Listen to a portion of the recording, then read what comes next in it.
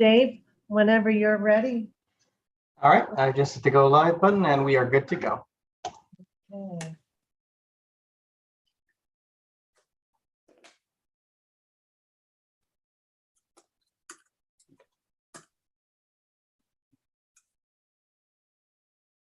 All set, Dave?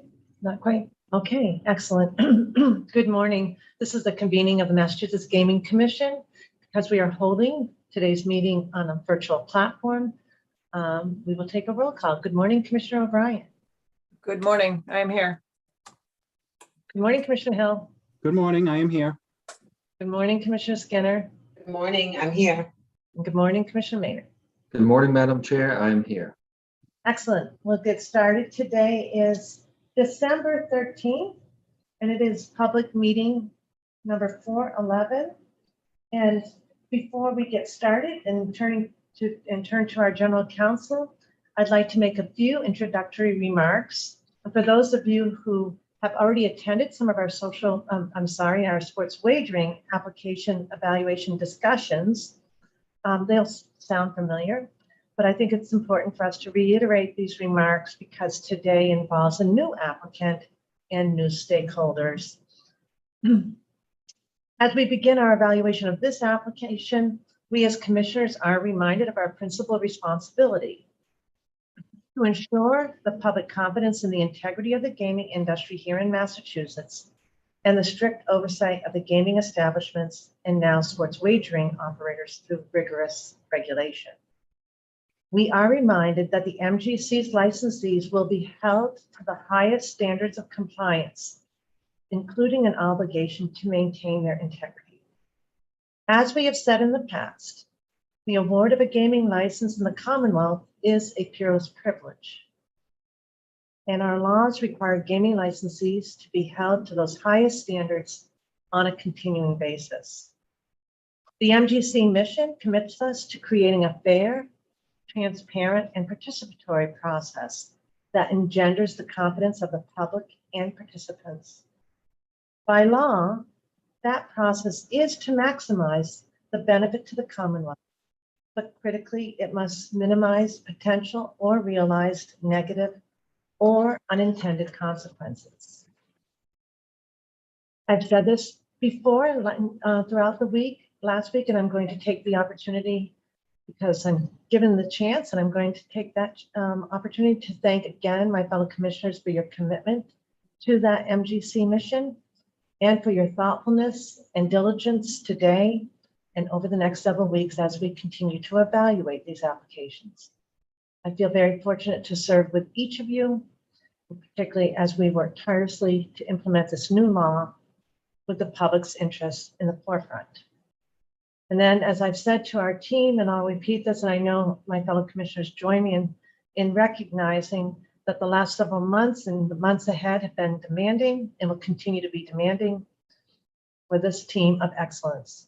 We are all very grateful for your contribution, each of you make individually and as collaborating colleagues. We thank you for your dedication as public servants and commitment to the MGC mission. With that, let me give a brief overview of today's agenda. First, you will hear from our General Counsel, Todd Grossman, who will review the statutory and regulatory framework that will guide us as we evaluate the applications. Then we will have WSI US LLC, doing business as WinBet, present us with its application for a Category 3 tethered license using 205 CMR 218.06 as guidance. After that presentation, we will take a short break, and then we'll hear from GLI, the IEB, and RSM relative to the technology, suitability, and finance components of the application. That will lead us to a section-by-section analysis of the application, during which the applicant will answer our questions. Staff members and our legal team, in addition to GLI, IEB, and RSM, will also be available to answer questions. To ensure that we have ample time to reflect, finalize any personal notes, memorializing our impressions, and follow up with any unanswered questions, we may break for 5 minutes at the conclusion of each section. Then, after any further questions for purposes of review of the Category 3 applications, I'll seek from the group comments in a sense as to whether we have a consensus regarding the quality of the applicant's response to that section. Did the applicant not meet expectations relative to the standard of review outlined by the General Counsel? Did the applicant meet expectations? Or did the applicant exceed expectations? At any time during this public meeting, the Commission may determine that an executive session is required for us to fully review and evaluate certain information in the application as set forth in our agenda. Should we vote to go into executive session, at this time it is anticipated that the public session of this Commission meeting will reconvene today. After a review of the application, we will consider whether we wish to proceed with our determination process, fully or in part, or defer that decision entirely to another day. With that all said, I now turn to General Counsel Grossman. Good morning, Todd. Thank you. Good morning, Madam Chair, Commissioners, and to all who are joining us here today. Of course, we're here so that the Commission may evaluate the applications received for the Category 3 tethered sports wagering operator licenses submitted by WSI US LLC, which does business as WinBet, and from American Wagering, Inc., which is affiliated with Caesars Entertainment Incorporated. Prior to commencing the review, however, it may be useful to set the stage by walking through the legal principles and provisions that will inform the Commission's decision-making. So with that, I'll highlight a few of the provisions of the Massachusetts Sports Wagering Act, which has been enacted as Chapter 23N of the general laws, and then a number of sections of the Commission's recently adopted regulations. With that, allow me to begin with Chapter 23N, and the first place to look at is Section 6B3, which says that the Commission may issue a Category 3 license to any entity that offers sports wagering through a mobile application or other digital platform that meets the requirements of this chapter and the rules and regulations of the Commission. Provided, however, the Commission shall issue no more than 7 Category 3 licenses that are not connected to a Category 1 or Category 2 license. In the present matter, the 2 applicants are each connected to a Category 1 licensee, specifically WinMass LLC, which was awarded a license last week. We've used the term tethered to describe that connection. That means that the 7 license limit does not apply to the type of licensure that the Commission is evaluating today. Before we look at the Commission's regulations that govern the licensing process for a Category 3 applicant, let's establish what a Category 3 sports wagering operator license is. That term is defined in Chapter 23N, Section 3, to mean a license issued by the Commission that permits the operation of sports wagering through a mobile application and other digital platforms approved by the Commission. Just to place the present applications in context, it's important to recall that a Category 1 license holder, such as WinMass LLC, is permitted to conduct sports wagering operations through not more than 2 individually branded mobile applications or other digital platforms approved by the Commission, provided that the mobile application shall be qualified for and issued a Category 3 license. So the 2 applicants before the Commission today seek to operate those 2 digital platforms that go along with Win's Category 1 license. Let's have a look now at the Commission's rules and regulations that have to be met by the applicant in order to be issued a license. And the best place to begin is with 205 CMR 218, which, as you know, is the section that sets out the application requirements, standards, and procedures. The process itself has, of course, already begun. An administrative sufficiency review was performed upon the submission of the suitability portions of the application, and then the Commission convened a public meeting in order to receive public feedback on the tethered Category 3 applications. Momentarily, we'll walk through the factors and standards the Commission has set out to award the licenses. Prior to doing so, however, there are a few other provisions and principles that are important to keep in mind. First, the regulations provide that the commission shall analyze the factors and considerations set out in the regs, but need not do so in any particular order or give any individual factor any particular weight, and can in fact assign a factor no weight at all if deemed appropriate. Next, you'll recall the regulations provide that the commission may require or permit the applicant to provide additional information or documents as the commission deems appropriate in its review of the application. So if you're evaluating the information provided in an application relative to a particular factor and you determine that further information is required, you may direct the applicant to provide it. Similarly, in the course of the commission's evaluation, if the applicant observes there is additional information that was not provided that may be of use to the commission, it may request an opportunity to provide that information. It's further noteworthy that the present review is being conducted as part of a regular public meeting under the open meeting law and not in an adjudicatory proceeding format. That means a number of things, including that all deliberations must take place in public, and that if necessary, the executive session provisions of Chapter 30A may be utilized. As it pertains to the instant matters, Section 21A7 of Chapter 30A allows the Commission to move into executive session to comply with or act under the authority of any general law. In the present situation, there is a general law that gives the Commission authority to move into executive session.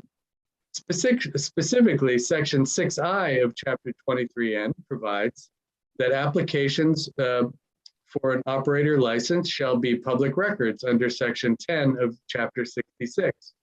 Provided, however, the trade secrets, competitively sensitive, or other proprietary information provided in the course of an application for an operator license under this chapter, the disclosure of which would place the applicant at a competitive disadvantage, may be withheld from disclosure under the public records law. In sum, if there is any specific information that the Commission would like to discuss, but that the applicant identifies as falling within that provision that I just read, and the Commission agrees, it may move into executive session to discuss that specific information. While the statutory provision in Chapter 23N relates to the public records law and not the open meeting law, to require that the subject information be discussed publicly would nullify the whole purpose of the provision which is designed to protect such information against. Accordingly, application of the executive session provision I referenced is appropriate in this instance. And finally, before moving into the factors themselves, it's also important to recall that any finding the Commission makes must be supported by substantial evidence. This term is defined as such evidence as a reasonable mind might accept as adequate to support a conclusion. So when making a determination as to whether there is support in the application to find that a specific factor has been satisfied or has not been satisfied, the Commission will have to ensure that there is substantial evidence in the record to support the conclusion. The one exception to this rule, in an area in which a heightened standard is applied, relates to the review of an applicant's suitability. By the terms of Section 215 of the regulations, any durable finding of suitability must be supported by clear and convincing evidence, not just substantial evidence, which is a slightly lower standard. Our jurisprudence tells us that clear and convincing evidence exists when the evidence induces in the mind of the fact finder, here the Commission, a reasonable belief that the facts asserted are highly probably true, and that the probability that they are true or exist is substantially greater than the probability that they are false or do not exist. For evidence to be clear and convincing, it must be sufficient to convey a high degree of probability that the proposition to be proved is true, and it must be strong and positive and full, clear, and decisive. So those are the two standards of review, if you will, that will be in play during the evaluations before the Commission here today. Now let me lay out the factors that are included in Section 218. One way you may choose to work through the evaluation that will follow when we get to that part of the proceeding will be to take the application factor by factor and begin to draw conclusions as to the quality of the information supporting each one. You'll recall that the Commission included sub-factors under each of the factors. Prior to engaging in final deliberations relative to any applicant, It may be helpful to outline each of these sub-factors, though I'll not do that right now. The factors are included in section 218.06, subsection 5. Each factor falls under the umbrella standard that the Commission included in the regulations, which directs that in determining whether to award a sports wagering operator license, the Commission will evaluate the application to determine whether a license award would benefit the Commonwealth. So that's the main standard that will have to be met in order to award a license. But in reaching that conclusion, the Commission provided that it will consider the following factors. And you'll recall, of course, that the application itself was designed so as to elicit information in each of these categories. The first factor is whether the applicant is to look at the applicant's experience and expertise related to sports wagering. The second is the economic impact and other benefits to the Commonwealth if the applicant is awarded a license. Number 3 is the applicant's proposed measures related to responsible gaming. Number 4 is a description of the applicant's willingness to foster racial, ethnic, and gender diversity, equity, and inclusion. Number 5 is the technology that the applicant intends to use in its operation. Number 6 is the suitability of the applicant and its qualifiers, and we'll come back to this one momentarily. And number 7 is any other factor that the Commission in its discretion deems appropriate. So those are each of the factors that will be reviewed as part of this evaluation. You'll recall that there are a few additional factors that the Commission included in the regulations relative to Category 3 evaluations. However, those considerations are specific to untethered applicants, not the tethered sort before you today. So we won't get into those right now. I'd also, again, just like to circle back to the suitability factor for a moment. As you know, the Commission adopted Section 215 of the regulations to govern suitability determinations. And it included provisions allowing for 2 types of suitability findings.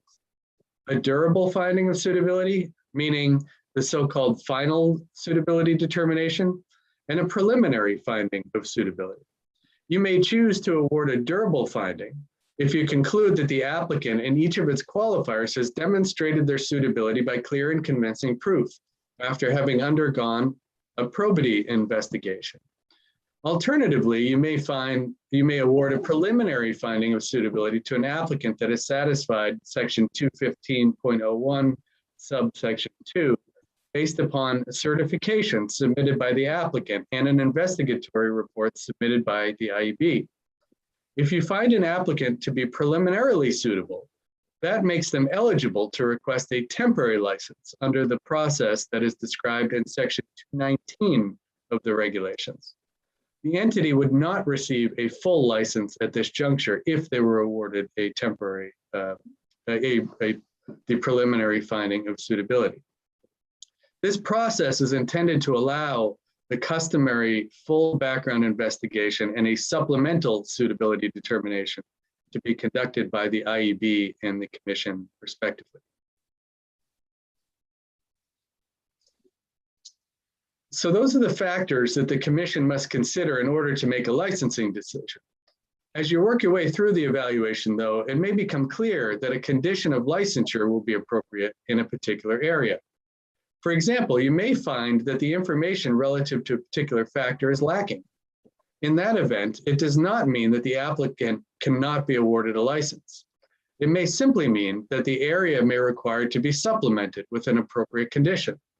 License conditions are described in Section 220 of the regulations.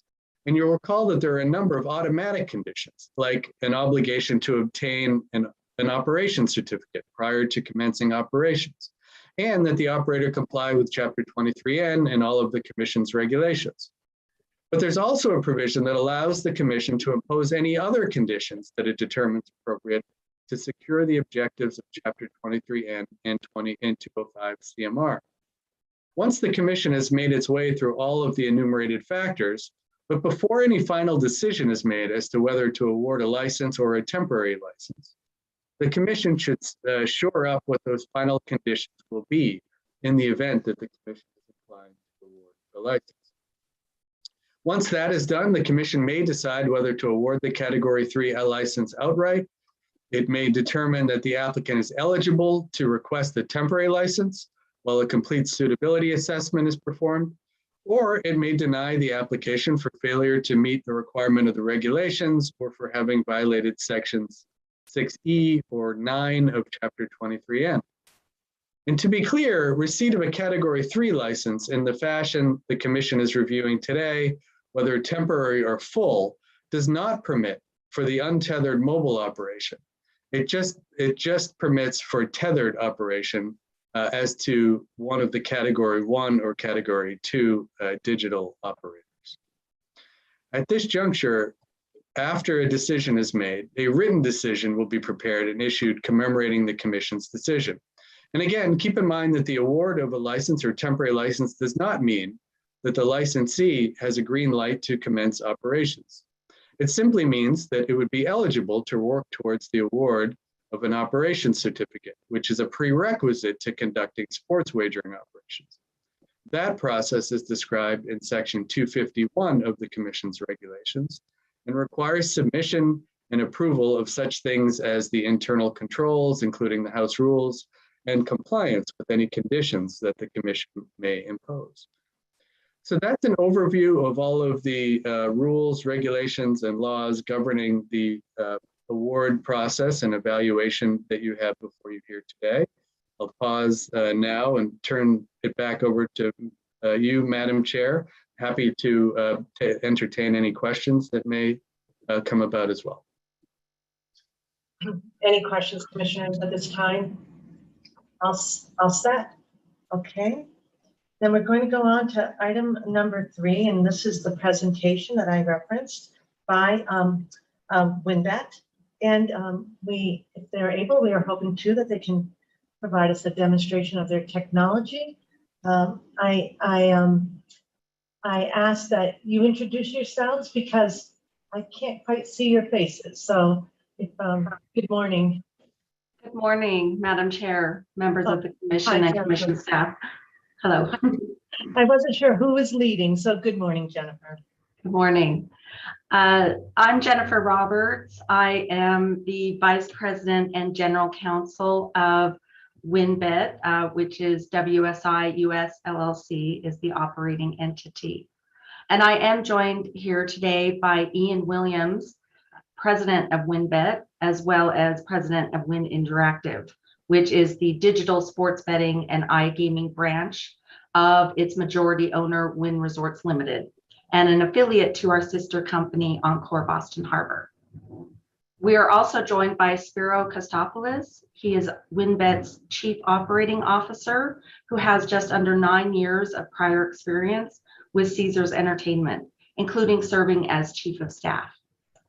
WinBet is honored to appear before you today to highlight our business and to demonstrate our commitment to being a great partner to the Massachusetts Gaming Commission and the Commonwealth as a Category 3 sports wagering operator and vendor to Encore Boston Harbor.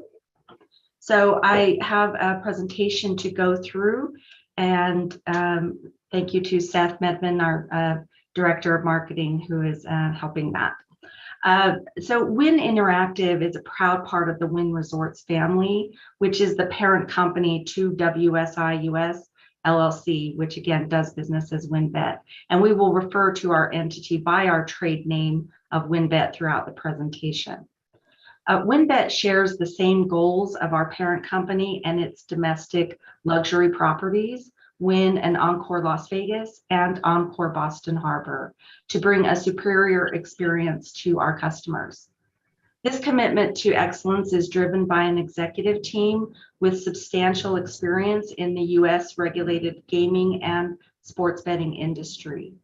So prior to WinBet, Mr. Williams was with Churchill Downs Interactive for 7 years and recently served as president of its online gaming division, and has also spent several years working in the online gambling space, primarily in the US, but also internationally. And I am honored to have spent 20 years practicing gaming law with a particular emphasis in sports betting and regulatory compliance, including in academia as a role at the UNLV International Center for Gaming Regulation, on the regulatory side in Tennessee, and as outside counsel to gaming companies.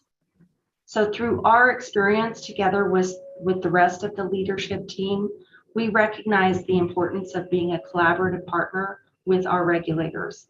And we all benefit from a well-regulated, transparent system. And we respect the tremendous work that this commission has undertaken to commit to the sports betting industry. So WinBet had entered the market in July 2020 and is currently live with mobile and internet sports betting in 9 states. We are conditionally approved and looking to launch in several more states in 2023, including Maryland, Ohio, Pennsylvania, and West Virginia. And we have market access deals for launches beyond next year. Together with Wynn Resorts, we are invested in the continued growth of WinBet across the United States, but are particularly excited about sharing a presence in the Commonwealth with our sister property, Encore Boston Harbor.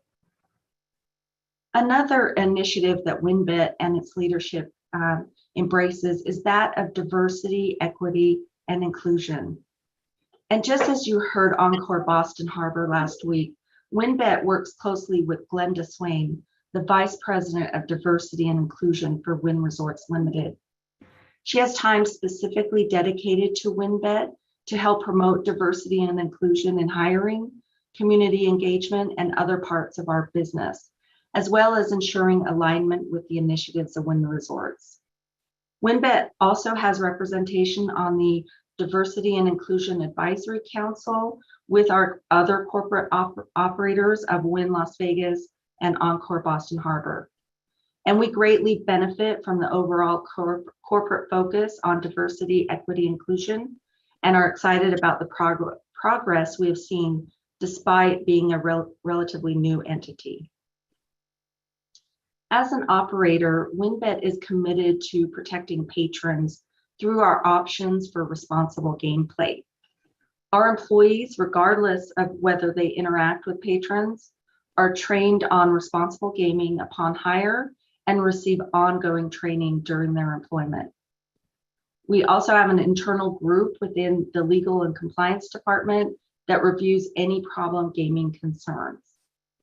When it comes to marketing, WinBet follows the American Gaming Association's Responsible Marketing Code for sports wagering and is familiar with this commission's applying principles of the Massachusetts Responsible Gaming Framework to sports wagering policy and practice.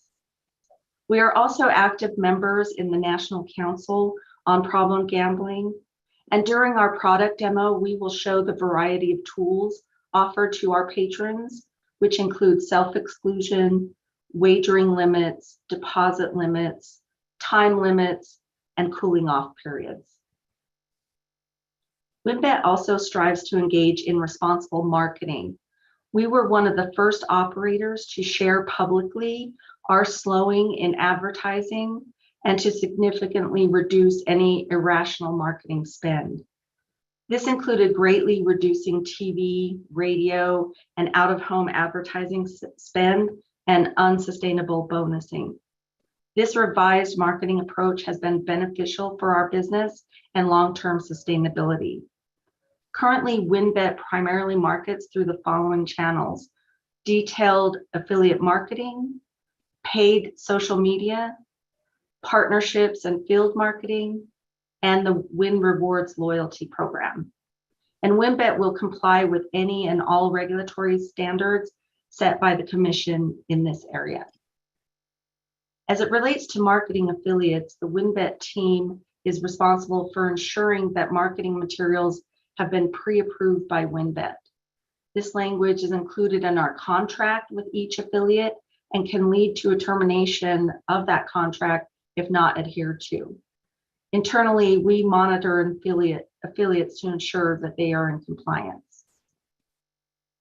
Being part of a luxury brand means that our patrons can benefit from our shared loyalty program, Wynn Rewards. WinBet patrons earn opportunities through gameplay for on-property experiences such as room stays and dining credits at the Wynn Las Vegas or Boston properties, or they can redeem for free play within the WynnBET app. We will demonstrate this during our product demo as well. WynnBET is currently partnered with 3 NFL teams and NASCAR. We're excited to work with Encore Boston Harbor to support the local sports community and expand existing relationships with Massachusetts professional teams. So now we will give a brief overview of our product before we get into the demo. All of these tools and benefits are represented within our WynnBET product, which is offered through a variety of platforms: iOS, Android, desktop, and mobile. WynnBET offers wagering on several sports with a wagering catalog that's tailored to what is permitted by the regulators of each state where we operate. And we're excited to be working with White Hat Gaming as its player, as our player and account management platform. They will be the provider for that system, and GAN will provide the sports wagering platform. And these companies have been licensed in multiple states and are familiar with the US regulated environment. And this technology stack will provide an improved user experience with WynnBET by operating within a single app and providing a streamlined back office that will allow our customer support, payments and fraud, and trading teams more efficient service. And as our technology continues to be developed to integrate specific regulatory requirements of this commission, prior to the demo, we would love to show you briefly what the Massachusetts sports wagering patrons will be seeing while interfacing with the WynnBET app. This includes the sports wagering screens, as you see here, the first introduction to our app for registration for an account, what a patron experiences upon login, what promotions they may be eligible to opt into, the Wynn Rewards interface, and finally, account information. So that concludes this portion of the presentation, and we would now like to move into a product demo of our current WynnBET user experience, which will include a highlight of our responsible gaming tools. Does that work for the commission at this time?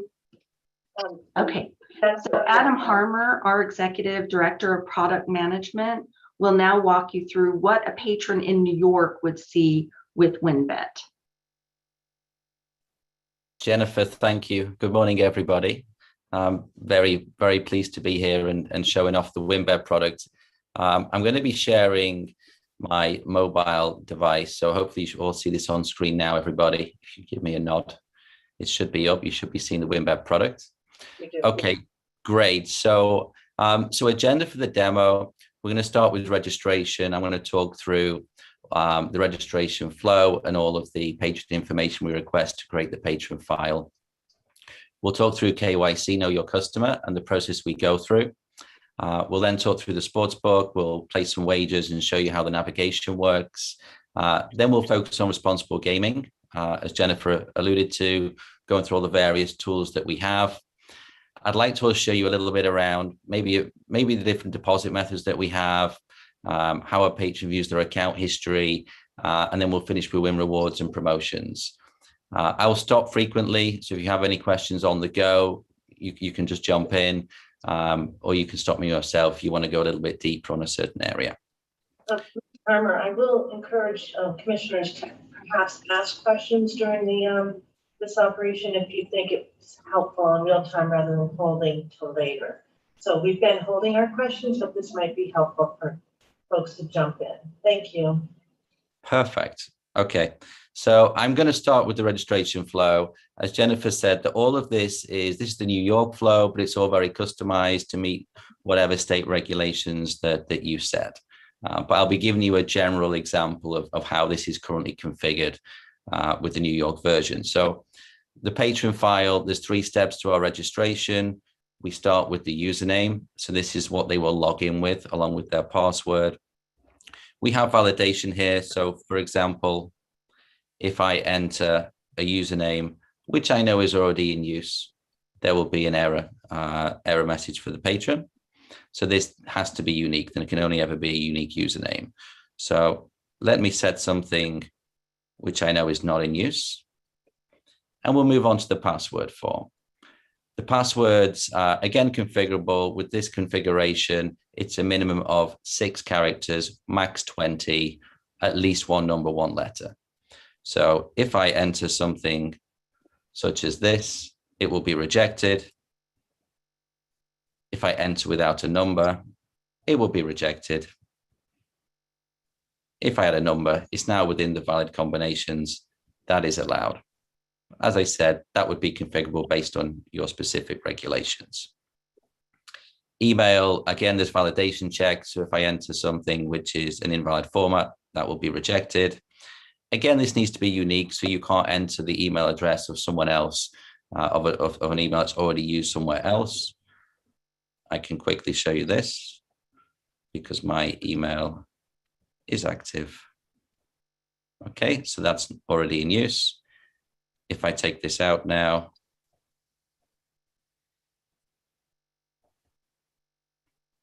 and we'll be able to proceed.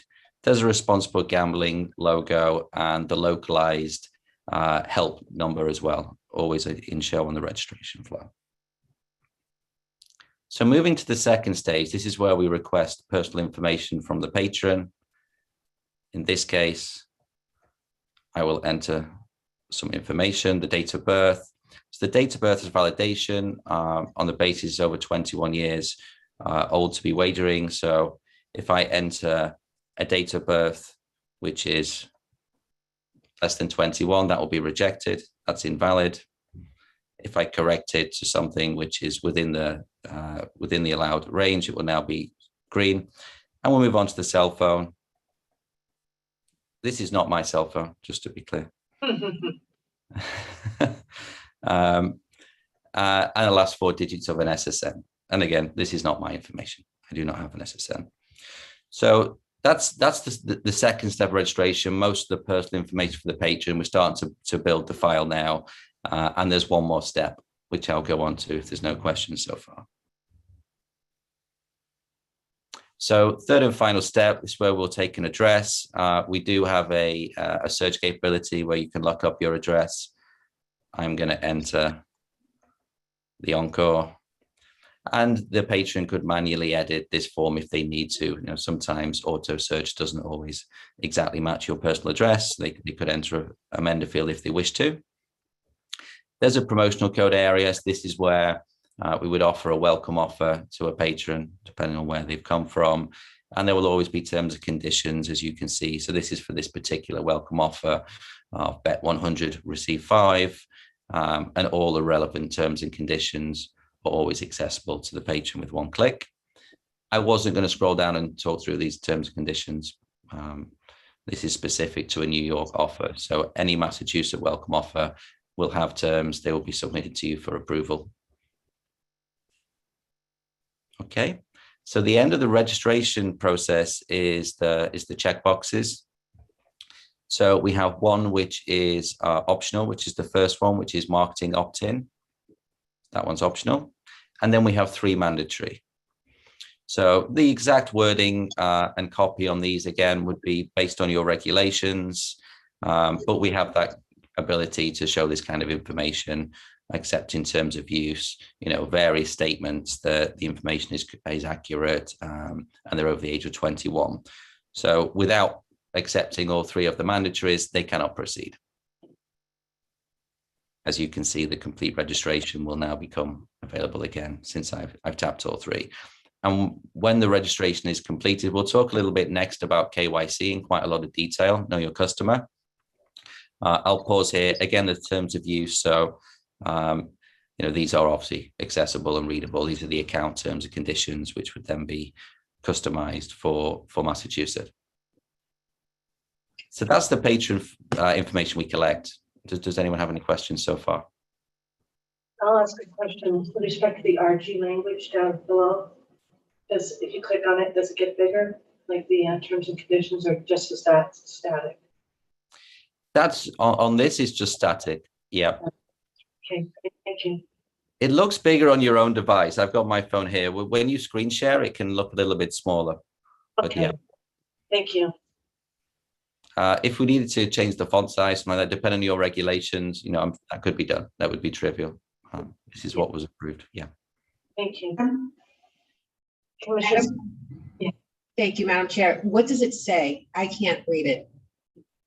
So the responsible gambling, or would like to read through the check boxes, or all of it? No, the responsible gaming. Yeah. Bottom.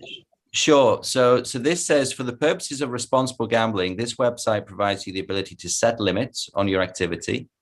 If you're interested in implementing responsible gambling limits, such as deposit, loss, and time limits, as well as cooling off periods or self-exclusion from online gaming, please look for the responsible gambling logo or the responsible gambling page for additional information. So that's only accessible once you've logged in. I will show all of that a bit later. Yeah. And that text could be customized to any wording that you require. And the hotline information is provided at the bottom as well. Yeah, 187 8 Hope, New York. That's the New York version. yeah. Very helpful. Thank you. Other questions while we pause? Thanks. Okay, shall I continue? Yes, please. Thank you. So the next stage is what would happen. This is a production New York, so I'm not actually going to complete the registration. Okay, I'm just going to talk over what would happen when that was completed. Because there's lots of checks and balances which will now occur in real time in the background the moment the potential patron presses that button. So to start with, first of all of that patron information which we've just collected is all put into a file and it's sent to a KYC provider. Now, the exact provider we use varies state by state. It will depend on vendor registration and your regulations, but they all operate very similar process. So we send the information to the provider. They will then, first of all, try to return a full SSN9. Okay, so all that information, the SSN4, come back with the SSN9 for that particular patron. That's the first step. And that could be successful or not. It's not really relevant for the next phase. I will explain why, but that's the first process. Then we go through our automated checks. So these can happen in different orders, but generally the way we've set it up with other state regulators is it starts with a duplicate account check. So generally the regulations will only allow a patron to have one account with that state. So all that information is checked. If it's a duplicate account, if it already exists, the patron will be told and the registration doesn't proceed. Let's assume that's negative. There's no evidence of a duplicate account. And the logic on how we do that will be in our internal controls. By the way, again, it's kind of customizable. Next, we go through the banned persons list. So we'll do a PEP check, we'll do a sanctions check, search for deceased people with those details, search for prohibited people, and a self-exclusion check. So we kind of go through all of these checks all in real time. And if any of those match, then depending on the match, there'll be a slightly different action, but in short, that patron will not be able to deposit or wager. Okay, it would basically put a block on that account because of a failed check. Do you have any questions so far? Or I can continue talking about the actual KYC itself, assuming all of those were negative. Okay, so next now is the KYC provider again. So how it works is they come back with a score. You know that, I just want to make sure you know we are seeing the same screen. It hasn't switched. You know that, correct? Yeah, because everything's happening in the background. Maybe it's better if I just stop sharing my screen for a moment. Yeah, Maybe that's better. Thank you so much. That's better. I apologize, of course. So next after this is the actual KYC score check. So a bit like a credit check in that state by state will depend. We will come back with a score from the KYC provider. If it's over a certain threshold, that account is classed as verified. They can then proceed to deposit, wager, unrestricted. If it's below the threshold score, then that is a fail. That means that the KYC provider was not confident enough with the information provided that we know who this person is. In that case, they are blocked from wagering, and they will be requested to upload documentation. Generally 2 pieces of documentation, a proof of address and a proof of ID. Generally, the ID would be a passport or a driving license, photocard driving license. Proof of address can be a bank statement or recent utility bill. I mean, there's various combinations. They would, again, depend on your regulations as to what you accept. The patron uploads these documents. One of our fraud and payments officers reviews that. And they then make a decision based on our internal controls. Are they now happy that we know this customer? Can we now approve them for wagering? Do they need to request more information, etc.? Obviously, there's many things which could happen operationally. And that's the end of the KYC process at the end of the day. Yeah, that's how it works. Questions, commissioners? I'll ask a practical question in real time. How long is that process? I'd like to say less than a second. The patron won't notice. I mean, instant, almost. Yeah. Thank you.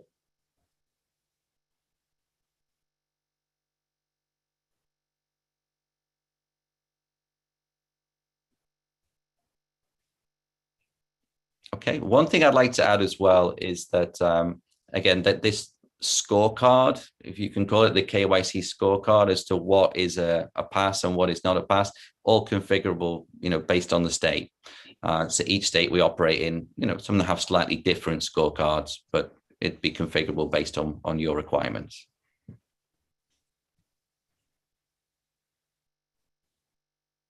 Madam Chair, I don't know if this is for now or for an executive session, but what percentage of people do not make it through that are trying to get on that do not make it through? That's something I'm interested in. I think we would like to discuss that in an executive session and provide that information where we can discuss it freely, if possible. And we could, if possible, we could reserve that for after the completion of the demo and any public forum questions. Commissioner Maynard, are you okay putting a pin in that one as we've done in the past? Absolutely. Okay, thank you. Thank you.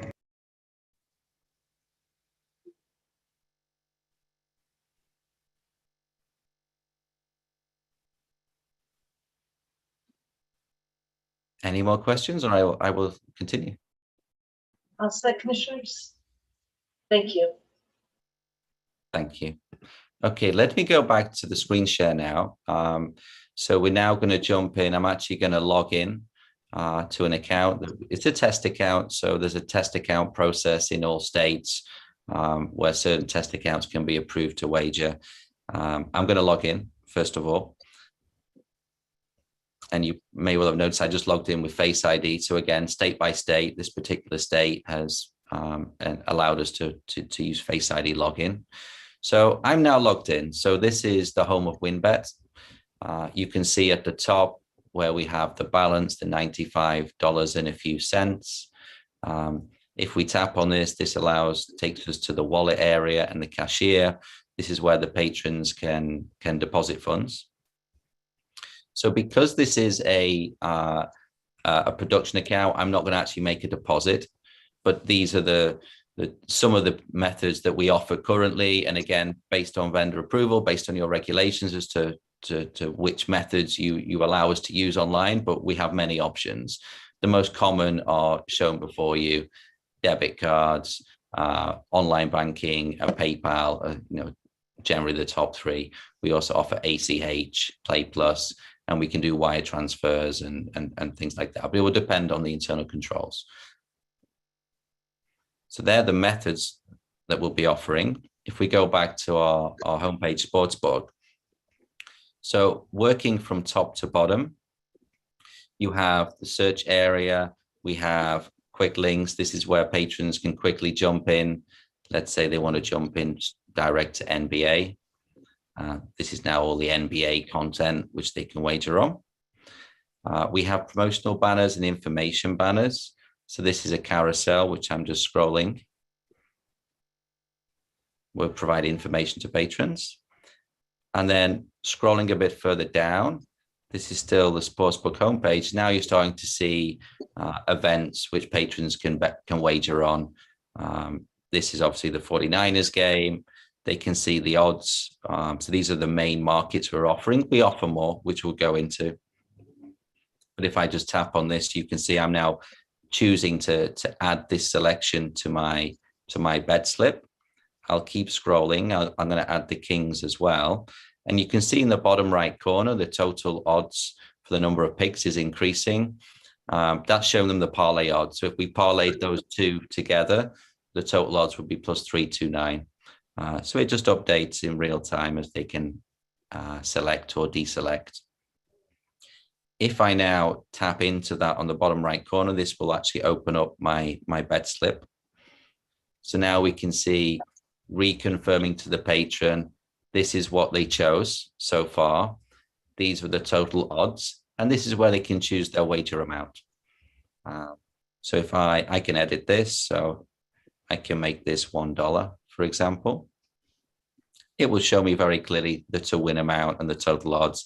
I can remove selections here as well. Let's say, for example, I just want to place a straight. I remove one, everything updated. And this is the place where they would then place the wager, which I'll go and do now if there's no urgent questions, and then we can pause for a moment. So $1 straight on the 49ers. The wager's now been placed. So this is their bet confirmation screen. This is where they see the receipt. So we showed you before what you're wagering on. Now it's confirmed. The bet is struck. Your balance just reduced by $1. You may have seen at the top, and the bet's now been placed. So that bet's on. So I'm going to exit the bet slip and then just show you where you can then confirm again that the bet was placed. There's two more places. There's a bet history. So that was the wager we just placed. $1 on the 49ers at those odds. So there's a record here for the patron and a historical record as well. So they can go back and view previous bet history if they wish. The second location that we're going to quickly talk through is your account history. So again, this is almost like a bank statement record. Every deposit withdrawal, every wager placed, any adjustments made to the account, everything will be shown here in an account statement. And we can see the $1 sportsbook wagers in progress. We also are on this configuration have a profit and loss. So you can see on here in the last, this is in the last 30 days, this particular patron, this test account had wagered $17, returned 18.23. So they're in profit of just over $1. And you could filter different dates and look over a day, a week, a month. We go back last 6 months is the maximum within this configuration. Okay, I'm going to go back to the homepage of our sportsbook. I'm just going to show you another betting journey that we offer. It's something that's really popular with patrons. And let's maybe go into the Kings and the 76ers game itself.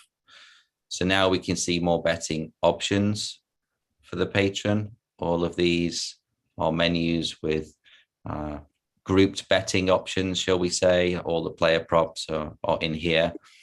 The sports catalog, as Jennifer already alluded to, will be obviously fully customized to whatever your regulations state. But yeah, this is the New York version. And we have a product we call Build Your Own Bet, which is commonly referred to as a same game parlay. Very, very popular with patrons. Allows you to pick multiple outcomes within a single game, event, match. And if all of those outcomes all win, you get a bigger prize. Basically, they're very exciting and very popular. So if I choose, for example, the Kings to win, let's pick some overs on the total player points for Melton and Harden. We get the price again in the bottom right corner. As you can see, if we tap that, we go into the bet slip. Again, we can change the wager amount. It's confirmed, and we can place the wager. So that's a build your own bet, same game parlay. Again, incredibly popular. And here's our bet receipt. Okay, that's a very high level view of just sports betting and the bet placement process. I'll pause there, but next I'm going to go into all the responsible gambling tools that we have and talk through them one by one. But yeah, if anyone has any questions, please do ask.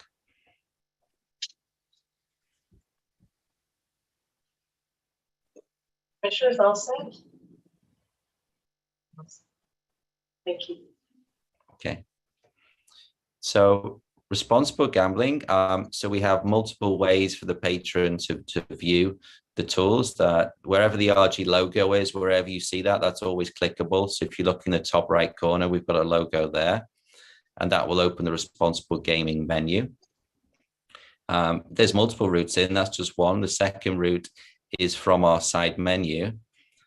Again, you've got a large RG logo in the bottom left corner.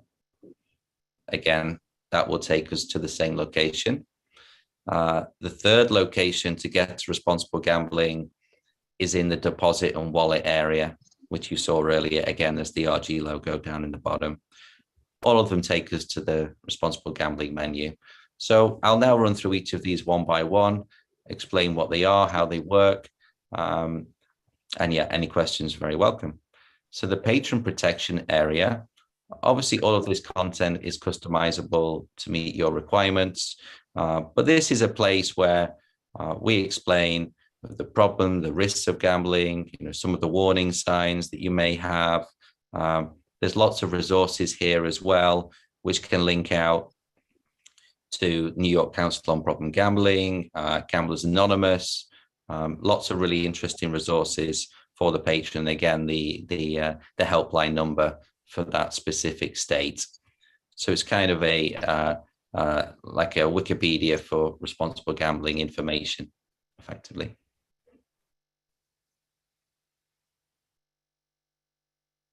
And fully customizable. Next up is player limits. So there is 3 types of player limits that we're currently configured to offer. The first is a deposit limit. So this account already has some set, and I'll talk through and explain them all one by one, and then we can change some of the limits and show you the message to the patron when they try and go over a limit. So deposit limit means depositing funds into your account. So if I have a limit of 200 a day, this is calendar day, calendar week, calendar month. Okay, so like midnight to midnight, or Monday to Sunday, etc. And then it resets. So if you've got a limit of $200 per day, if you deposit $100 in the morning and you try and deposit $101 before midnight, it will be rejected. Okay, so it's like a cumulative amount you can deposit in that time period.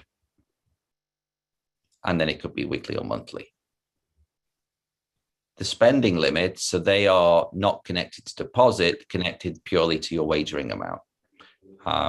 So if it's, again, daily, weekly, or monthly, it's the same logic. But if you cannot wager more in that time period than the limit you have set. So interestingly, this is we've already saw me place some $1 wagers earlier. I have a $200 daily limit, and I will set a weekly limit as well shortly. It's already deducted the $4. Okay, that's why there's $196 remaining for me today, because I placed $4 in wagers today on this account. And then the time limits, this is to the amount of time you can be logged in. We only offer daily and weekly currently on this, not monthly. So if you set your limit to 3 hours per day. It's calculated from the second that you log in, start of a session until you log out. And obviously all sessions in the day are cumulative and added together.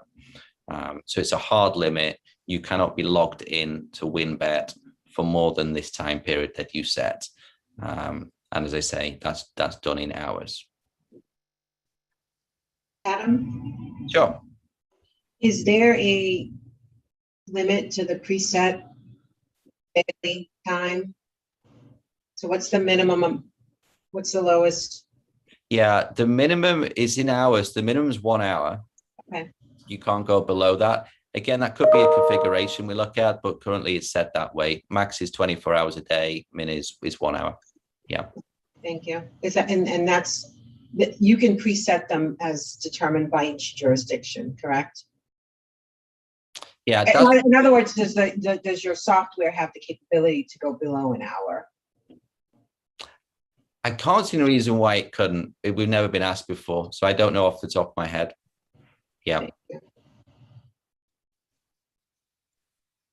So the daily limits, they all have cool-offs. Again, these are configurable, be based on your regulations. But for example, if I will increase one of the limits. Okay. So let's do a fresh limit. Let's use the weekly limit, which has not been set. So if I start this at $500, okay, that will take effect immediately. And again, it's retrospective. So this week I have wagered $9 already, which is why there's 491 remaining. Let's say I now want to increase that limit. So if I want to increase it to 1,000, which is basically making it less restrictive, that will never take effect immediately. So there'll always be a delay in that increase. Again, configurable as to how you need to do it. In Massachusetts, this particular state is 24 hours plus the rest of today in Eastern time. So that's why that's taken effect at midnight on the 15th, effectively. So that's to protect the patron. If you want to increase it, you can't do that immediately. You need to take some time and before that would take effect. But if I go the opposite way, if we now drop this down, for example, to 200, that's instant. Yeah. So if you're making it more restrictive, it's instant. If you're softening it, there's always some form of delay before that will take effect. And then I can show you that it's actually in working in practice. So let's drop the daily down all the way to 50, which means 46 remaining, because I do have enough balance to do this on my test account. So now if we go back to the bet slip and we try and wager $50, for example, that's no longer allowed, okay, because we've reached the limit for that particular day. At midnight, that will reset back to zero. We'll have up to $50 to play with again. Okay, I'm going to come back to the main menu. I can just do one more thing in the limits as well. So we do have, we do record the history change as well. So again, based on certain state configurations, where you can see all the history of how you've been increasing or decreasing limits.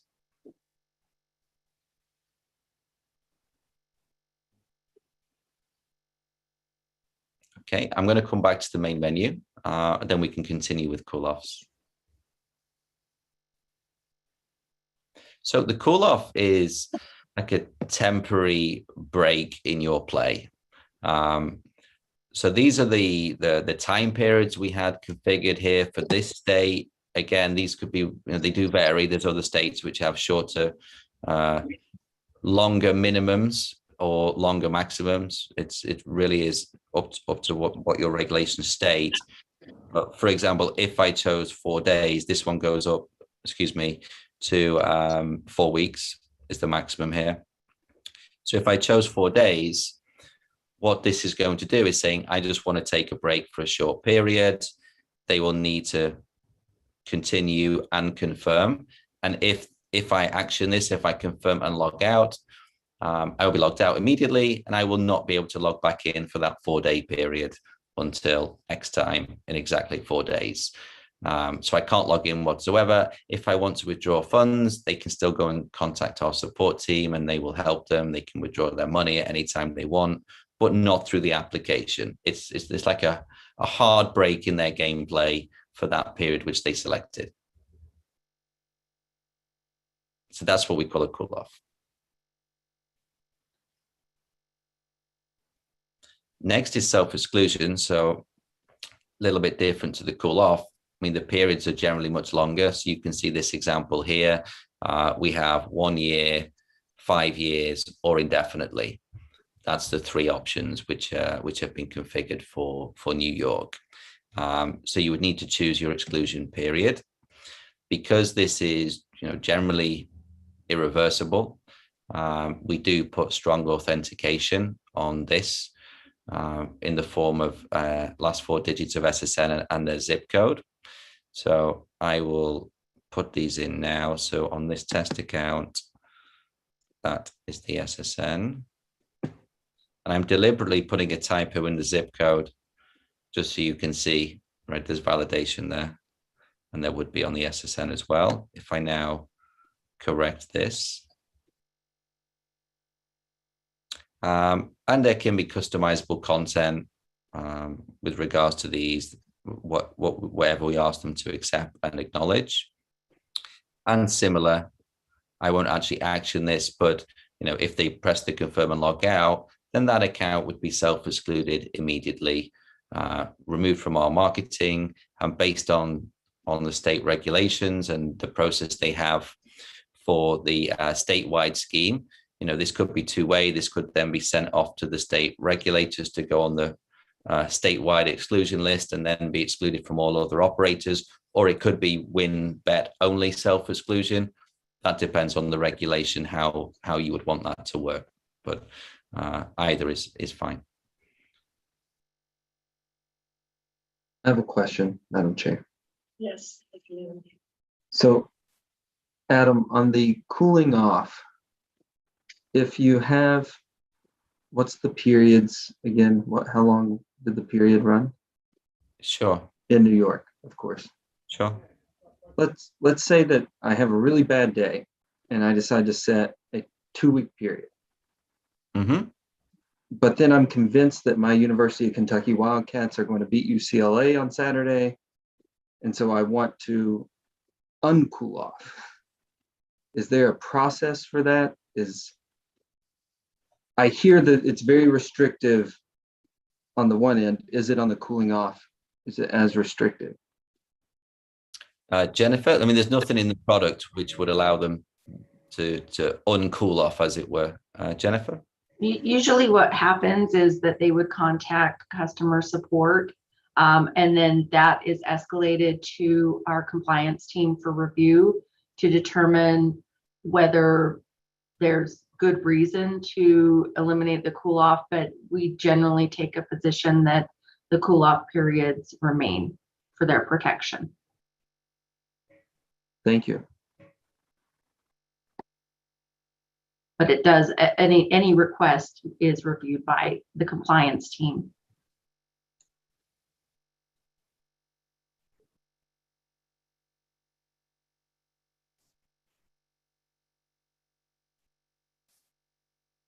Okay, I'll continue. The tax center is not really responsible gambling, but it is a way where people can download tax forms, that's all. So I wasn't going to go through that. We can have a look if you wish. The responsible gambling information is just an additional resource page. Again, there's more content on here. Again, it's fully customizable from your perspective. It goes into a bit more of an explanation, for example, the warning signs of problem gambling, how to identify and reduce the risk. Again, there's quite a lot of content within here which can be edited based on your needs. Explains how all the limiting works as well. So the cooldowns which are applied when you increase limits, for example, is explained here.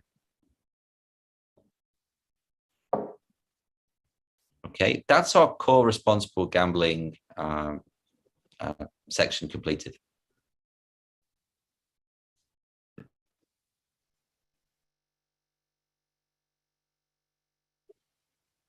Okay, we're through most of the demo. Obviously, we can throw it open to the floor if anything you want to see specifically. There's a couple of things I'd like to definitely finish on from my perspective, if you don't mind. And then, yeah, really open to the floor if there's anything you want to go deeper on. So a couple of items. One is, first of all, promotions. So we have you had all these promotional banners, which you saw at the top. We also have a promotions page, which lists them all. And what we've done on WinBet, we think this is really important from our point of view, is obviously every promotion will have terms and conditions which have been approved by yourselves attached, which explain in detail. But we always also summarize, trying to be as clear as possible, normally in a 1, 2, 3 style, make it very clear for the patron, how do they opt in and how do they get this promotional offer? Okay, rather than hide, of course, it's in the terms and conditions, it's there, but also let's try and make it super clear. So in this example, you just need to opt in, bet $100 between these dates. You're going to get entered into a prize draw for the Jets for next season. And specific example, if you wagered 1,000, you'd get 10 entries. And when's the prize draw?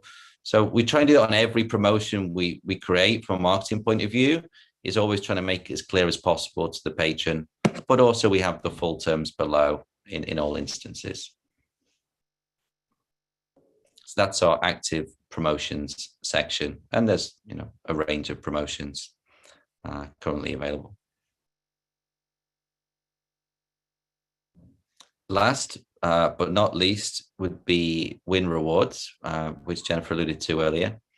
So the Win Reward scheme is fully integrated into WinBet. This is my test account, but it has a red card attached. So the key here is that it's two-way integrated. It's a single reward account, whether you're on property, in the Encore in Boston or in the Vegas properties, or you playing online, all of your wagering, all of your spending gameplay will earn you free credits, comp dollars, tier points, and it will all add to one single account. So then you can earn your balance on both in property and online, and then you can redeem those for rewards as well. So on WinBet, you can redeem for free bets, whereas on property, you can redeem it for free play within the machines. You can also earn comp dollars, which you can redeem for upgrading your room or going for dinner or whatever you wish from the property side. So a single account. So if you already have a card, there is multiple tiers. There's red, there's platinum, there's black. So if you're a black card holder already on property, then you open with WinBet, you can pair your account. So you then have the same account online. If you don't have a card on retail, you can enroll through WinBet. When you go to property, you can use the same card. So again, your points are being accumulated on both sides, mobile and on property. Madam Chair, Yes. and I think this probably may be a pin for executive session as well. If we can talk about it now, it'd be great. But in regards to the Win Rewards and in terms of giving people free bets and things of that sort, how does that mesh with responsible gaming? So as far as the free bets that are offered, those are generally promotional offerings that we provide. If there's any indication of responsible gaming problems, we will not offer any free play to a patron. If there's any indications, language, activities that have been revealed by the patron's play, we will, and legal and compliance will often give direction that free play cannot be offered. Okay. If you can you give me an example of a red flag that might go up? It could be a red flag such as asking for free play after indicating that they, were stretched thin for paying bills or something along those lines, asking for free play, but after making a comment that alerts to any issue with problem gambling. And I think I heard you say you have the technology to be able to identify that and then not forward anything to that individual. Is that what I heard? Pardon me, can you repeat that? Yes, I think I heard you say that once you've identified an issue with a patron, that you have the technology not to offer any free plays and things of that sort. Yes, we advise our team members, whether it's hosts or customer supports, to put a hold on any free play that's offered. Oh, very good. Thank you, Jennifer. And we certainly would not offer free play to anyone that's excluded or subject to any of the limits or the cooling off periods. Of course, yep. Thank you. Thank you, Madam Chair. Thank you. Other questions? If this is the right time, Adam, for other questions? From my point of view, Jennifer, the room, that's the end of the demo. If there's something, if apart from a question, if you want to see something specific, you're welcome to ask me as well, or questions. I have perhaps a platform question, two questions that the application prompted me to think about. One, am I right that for geolocation, just like KYC, if I'm not in the Commonwealth, I'll just get an alert that says you're not where you need to be? Correct. It will not allow you to place a wager and will indicate that you're outside of the boundaries. And am I right, though, that a new patron could establish an account outside of the Commonwealth? Did I read that? Yes, it is common to be able to even set up an account and place a deposit, but no wagering activity can take place. Limited to wagering activity. And then the other question I had from a technology point of view, and then probably a follow-up later in our discussion, would be if a patron alerts your platform that they're in distress, how does that technically work? There's a communication that they can, is there a some kind of a page on that will alert a communication to you folks, and then you take steps? I wondered if there is a page on the platform itself, Adam, that we didn't see. So there are multiple pages within the app or on the desktop that provide resources to seek assistance for problem gambling. And if we do receive any communication, whether it's through internal chat or through email or communications with our customer support, any distress that displayed by a patron is escalated immediately and handled by legal and compliance, or even referred to any proper authorities. So on the app, then it's not necessarily artificial intelligence or iBot, but an actual individual. I suspect that maybe there's a combination on that. A combination of a representative from WinBet, or perhaps some kind of a robotic answer. But is there, for somebody in distress, would they reach somebody, a person? Our live chat is with an actual customer support individual, so it is not a response to AI or Right. response by AI. Very helpful. Thank you. And it's nice to see you. Thank you. Other questions, commissioners? Adam, this is our first chance to actually see an app. And so you've been very helpful on some of these preliminary questions for someone who hasn't been able to explore it because of the position that we have. So thank you. Commissioners, other questions?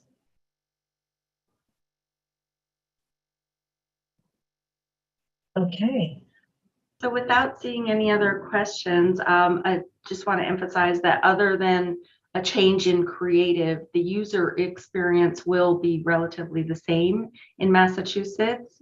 And so this does conclude our affirmative presentation. We really appreciate your consideration of our license application, and we're here to answer any questions you might have.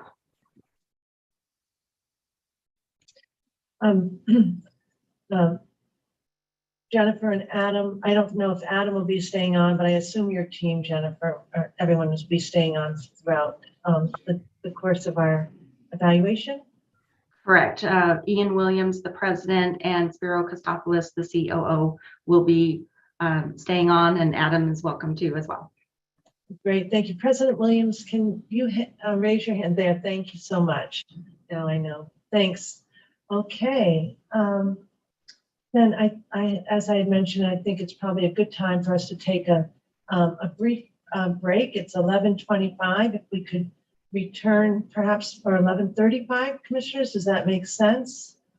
Okay, and then we will go to the presentations and analysis by our members of our inside team.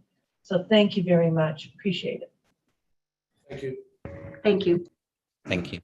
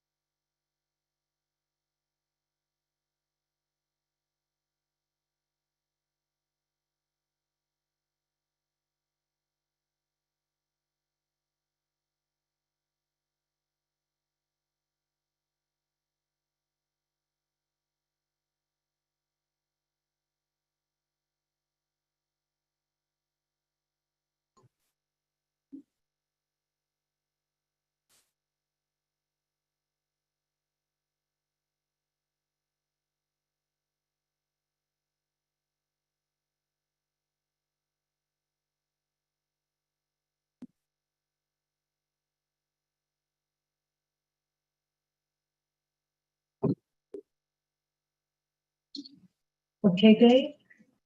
Thank you.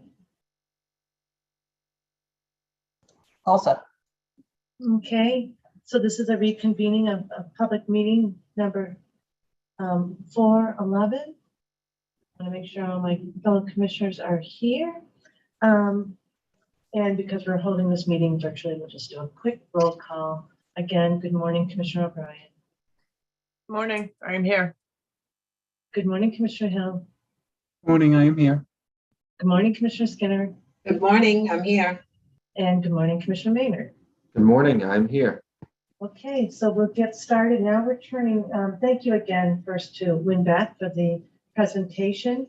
And now we're turning to presentations and analyses from GLI and of course Katrina DeGroot Gomes, who is our CIO, as well as the report from Heather Hall, our IEB Chief Enforcement Counsel, and then finally RSM, who is helping us with our financial and economic impact analysis. I'll introduce GLI. GLI is the first to write and set gaming technical standards, which are now considered to be the industry benchmark worldwide. GLI has continuously responded to the industry by innovating new standards and testing, allowing regulators to feel confident that they are providing a safe, responsible method of revenue generation for their stakeholders and preservation of integrity.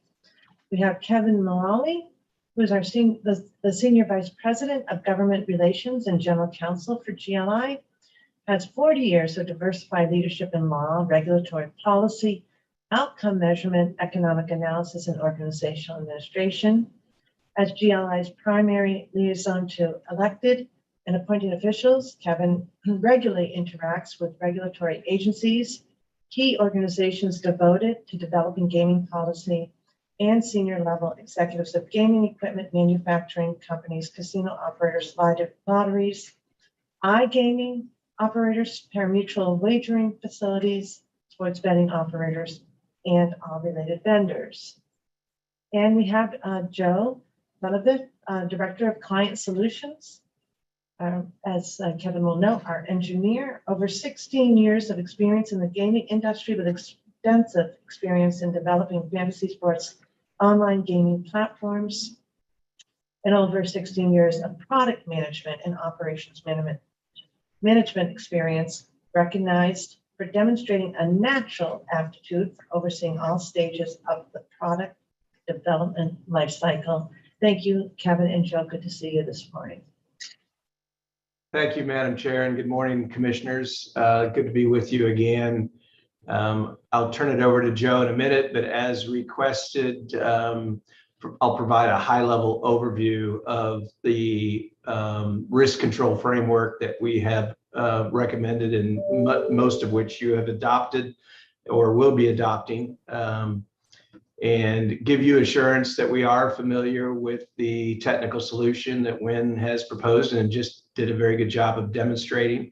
It has been approved in other jurisdictions that have very similar regulatory requirements that you have adopted here, most notably GLI 33.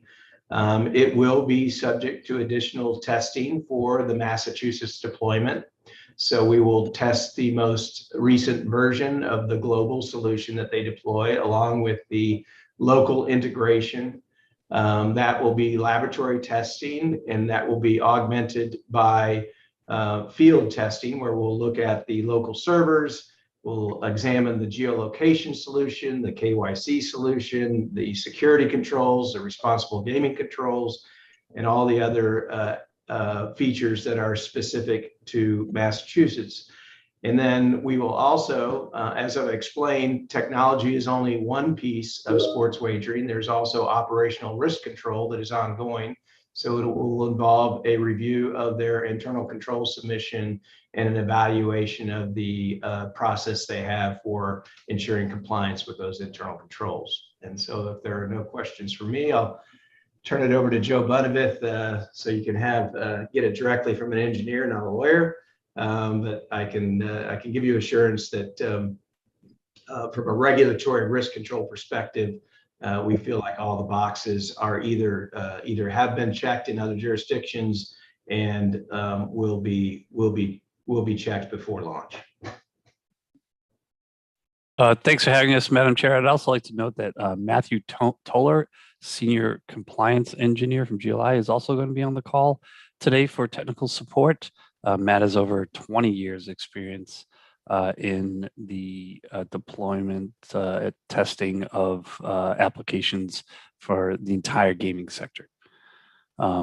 Thanks for having us. And Madam Chair and members of the Commission, my name is Joseph Bono, Director of Cloud Solutions, GLI. I'll give an overview of the submittal, certification, verification process regarding mobile applications and other digital platforms approved by the Commission. Before the test lab can take submittals, the Mass Gaming Commission will have to approve 205 CMR 138, 238, 247, and 248. After those approvals, the operators can prepare to submit their code bases for the entire sports wagering systems they intend to deploy. That preparation will include, if it's a platform we are familiar with, and what Kevin alluded to just earlier, a modification list from the last submission to one or more U.S. jurisdictions will be requested and reviewed to set the project plan for Massachusetts, taking into account any changes to the platform and all specific Massachusetts rules and regulations. If the product is new to the lab, an architecture review, which is a complete, comprehensive, technically accurate description and explanation of the sports wagering systems. This includes a description of all hardware devices and virtual servers, a description of all server and client software modules, including the software versions, the layout of all network communications between the various software and hardware modules, an explanation of all third-party integrated systems. If a product is new to the lab, post the technical documentation review, the critical files regarding compliance will be identified and documented. A full project plan is put in place, taking into account the unique architecture and design of the platform and the specific Massachusetts rules and regulations. The lab will run a supervised compilation of those source files, the signature of those files, and the compilation steps, and the signatures of all the compiled code. Once complete, the source code can be submitted for testing in a lockdown environment. The lab will review the player account management system, or as referred to as PAM, for registration, age identification and verification, account controls, payments, reporting, responsible gaming controls, required disclosures, and geolocation. The geolocation test commenced in two parts: a field test to verify borders through sampling around the entire border, while the completion of edge case and technical tests. The field test will also cover any restricted areas as defined by the Mass Gaming Commission. The second part of the geolocation test is a submersive workaround detection test that will commence in the lab, which will include, but it's not limited to, VPN, proxy usage, GPS spoofing, code manipulation, and man-in-the-middle attacks. The lab will verify the sportsbook in total is not, if not tested previously for retail deployment or other mobile deployment, or review the integration of the sportsbook into the PAM for events, market, point spreads, bet acceptance, and corresponding timestamps and logging. Verification of the enforcement of betting limits in all edge cases. We'll also verify pre-event and live data feeds, post-event bet settling, corresponding timestamps, and all logging and reporting of those elements.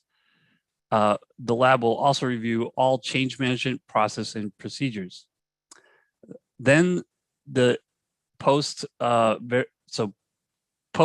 testing all those checkpoints, the certification can be issued. The lab will verify that the changes made for Massachusetts specific deployments, and this will include source code differential and change testing to the last reviewed version. The lab will evaluate the product to all the Massachusetts specific requirements, and at that point, the lab can issue certifications to which the Massachusetts Gaming Commission can approve for operations. A field verification will be conducted in conjunction with the MGC. The procedure will be finalized in the upcoming weeks.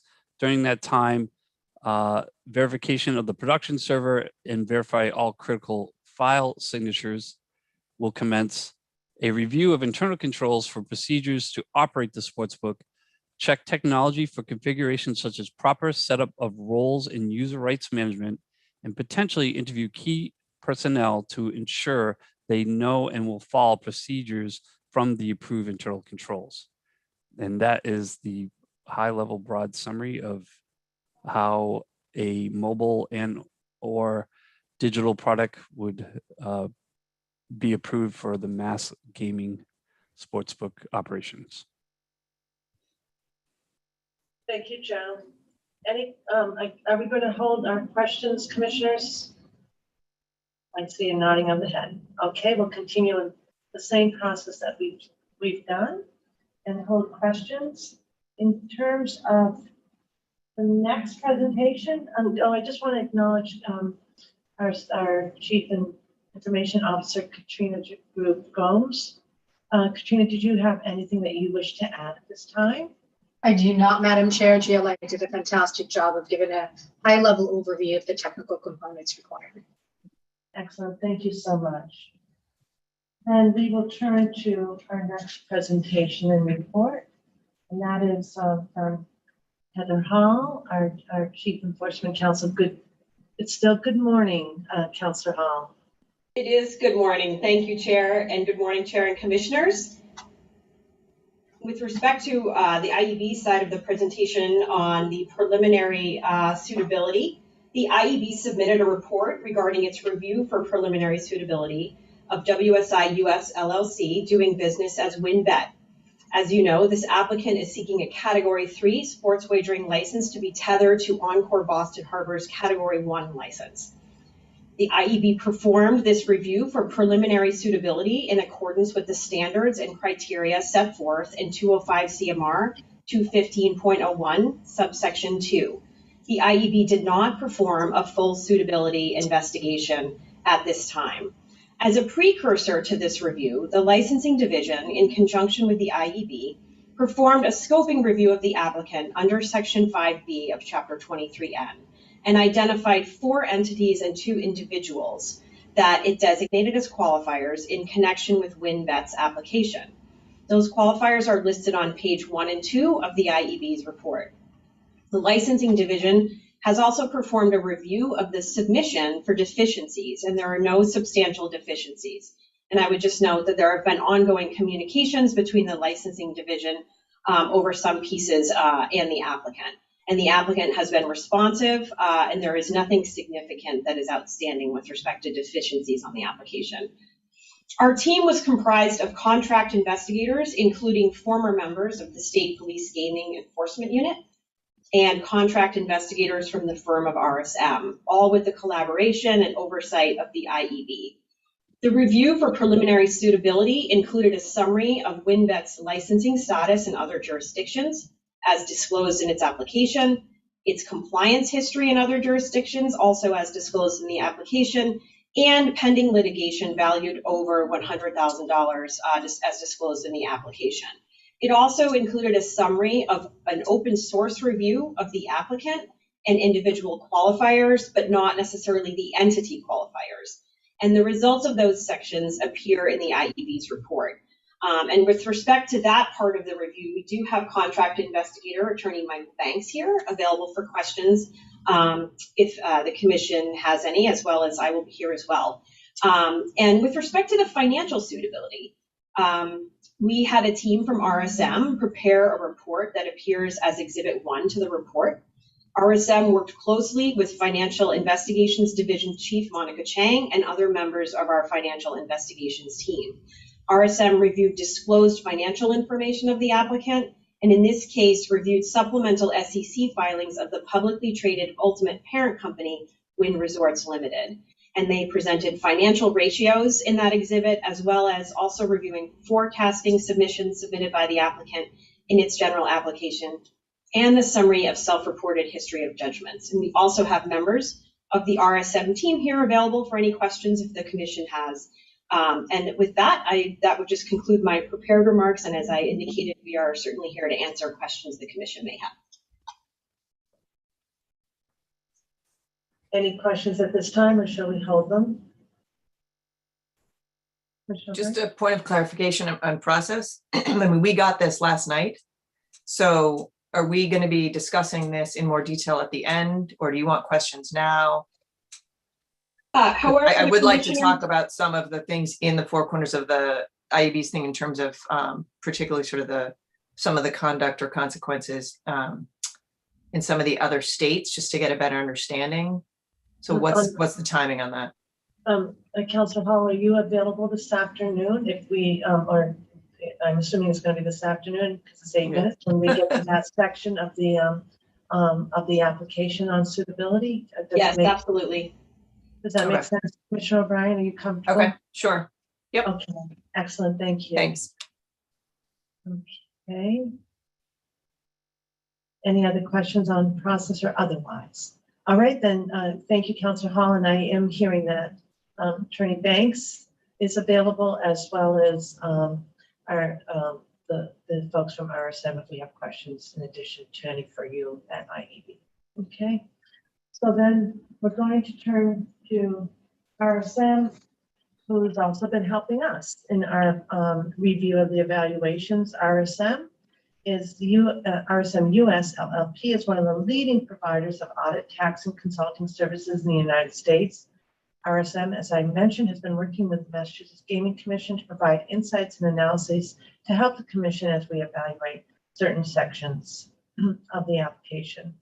I'd like to introduce some of the individuals who will be presenting during this meeting, and the team changes, so perhaps it makes most sense for me to allow you to self-introduce, but I should say that our request has been for RSM to really limited to a few sections. And again, I can be corrected, but it's my understanding that RSM has been asked and will provide insights based on the experience and research in the following sections: B2D, which is the sports wagering experience. RSM has been asked to focus on applicants' estimated market share within each jurisdiction. C2, projected revenue. RSM has been asked to provide insights into all aspects of the applicant's projected revenue. GS, financial stability and integrity. RSM has been asked to provide insights into all aspects of the applicant's financial stability and integrity. And to the extent any of that addresses issues that the applicant feels is confidential, there is the option, of course, of an executive session pending our counselor's advice and review. So again, still good morning. Greg, I'll have you launch, and it's good to see. Thanks. Yeah, good to see you as well. I'm actually going to have Teresa kick off because I have to leave in short order, but Teresa Merlino is on the call as well, and so is the team. Nice speaking with you. Thank you very much. Good morning, Teresa. Good morning. Oh, good. Yeah, good morning. It's nice to see everybody here today. My name is Teresa Merlino, and I'm a principal in our gaming and hospitality practice and have been involved in gaming since the late 1990s. To the commission, and we understand the importance of the licensing process and the importance of these meetings. We did a diverse team of professionals to present on the topics as requested by the commission, and as they kick off their portion of the presentation, they will introduce themselves and their experience. As Commissioner Judstein has indicated, RSM team has been asked to join the meeting to make a presentation related to very certain aspects of the applications. Please note, RSM is not presenting on all aspects of the application. Specifically, we've been asked to provide insights based on our experience and on our research into the following application sections. Section B, with a focus on the estimated wagering activity. Section C, with a focus on the projected revenue. And Section G, with a focus on the financial stability, liquidity, and the scenario analysis that the applicants were asked to perform. Please note that the presentation is based upon documentation received as of November 21st, 2022. And the discussion is prepared by the team, is on our preliminary research to date, and is subject to change if new information becomes available. Questions posed to our team may require further research, and if we are unable to respond to a question before the end of this meeting, we're happy to circulate a response to the commission as soon as practical. Also note, much of the financial information is noted as confidential by the applicant. So if appropriate, we'd be happy to move into an executive session as directed by the commission.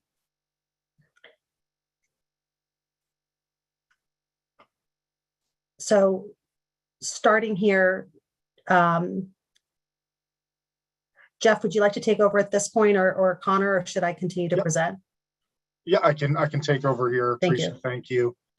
Hi, everyone. Jeff. Thank you. Hi, everyone. Jeff Katz here. I lead our strategic finance and FP&A group here at RSM. And so we helped with looking at the market share, revenue projections, and some of the other financial information provided by the applicants. As instructed by the MGC, we conduct a preliminary review of each Category 3 applicant's market share submission materials in tandem with other investigators involved in this process regarding the Category 3 temporary license process. Much of the information shared is likely confidential, including market share and projections, but we're happy to discuss those items in detail in executive session, as Teresa said. Jeff, I'm going to just pause here. Councillor Grossman, I'm wondering if we are going to be able to have the fulsome discussion that we expect on this, where much of this information was marked confidential. I'm not sure how the applicant wishes to proceed, but I also know that the nature of the material might not be as confidential perhaps as maybe they intended, because we do want to have this information for the commission to digest. So, yeah, I mean, Bernie Robert. Yeah. Yes, thank you, Madam Chair. Obviously, while we can't speak to some of the specific numbers in our application because of confidentiality and being part of a public company, we do understand the financials of WinBet are consolidated with Wynn Resorts, and those are available through publicly viewed SEC reports. And so I'd be happy to, provide broad overview, but we would like, because of the confidential nature of some of our financial information provided, would be happy to fully address these in an executive session. And for note, from the RSM perspective, we have crafted a discussion that doesn't reference specific numbers, but provides ranges and context, with the intent that at least the initial discussion could be held in a public forum. And then possibly if there are specific questions related to some of our analysis that maybe that are very clearly appropriate in executive session, we may be able to define those similar to how we defined certain carve-out discussions last week. But we are prepared to at least provide an overview to the commission without explicit reference to the items confidentially noted. Councilor Grossman. Yeah, thank you, Madam Chair. I think as Ms. Merlino just outlined, if we could begin with a high-level overview without getting into specific numbers, and that makes a lot of sense. We can perhaps invite Attorney Roberts to jump in if we are getting too close to the line, and then we can evaluate the actual information to ensure that it falls into the parameters of the exemption. But if everyone is comfortable with that approach, I think that makes good sense. Commissioners, we want to proceed as we've had. Okay, thank you. Please, I think Teresa and the RSM team has been quite sensitive around these issues. So I think we'll turn to Jeff then to proceed. Okay,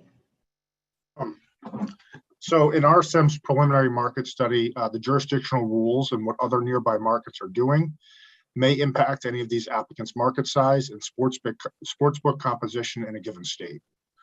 For example, when Massachusetts goes live, it is probable that neighboring states will see a decrease in sports wagering activity as patrons will stay home and place their bets rather than crossing state lines to do so.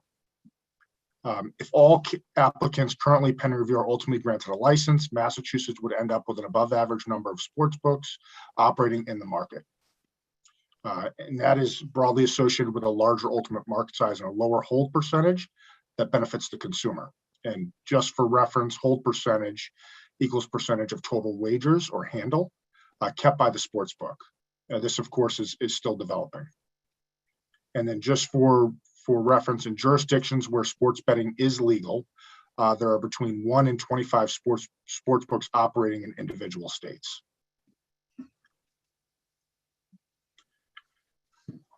It is anticipated that, and we are already seeing some consolidation that will occur in the industry, both through merger activity and operators exiting the business unable to sustain losses.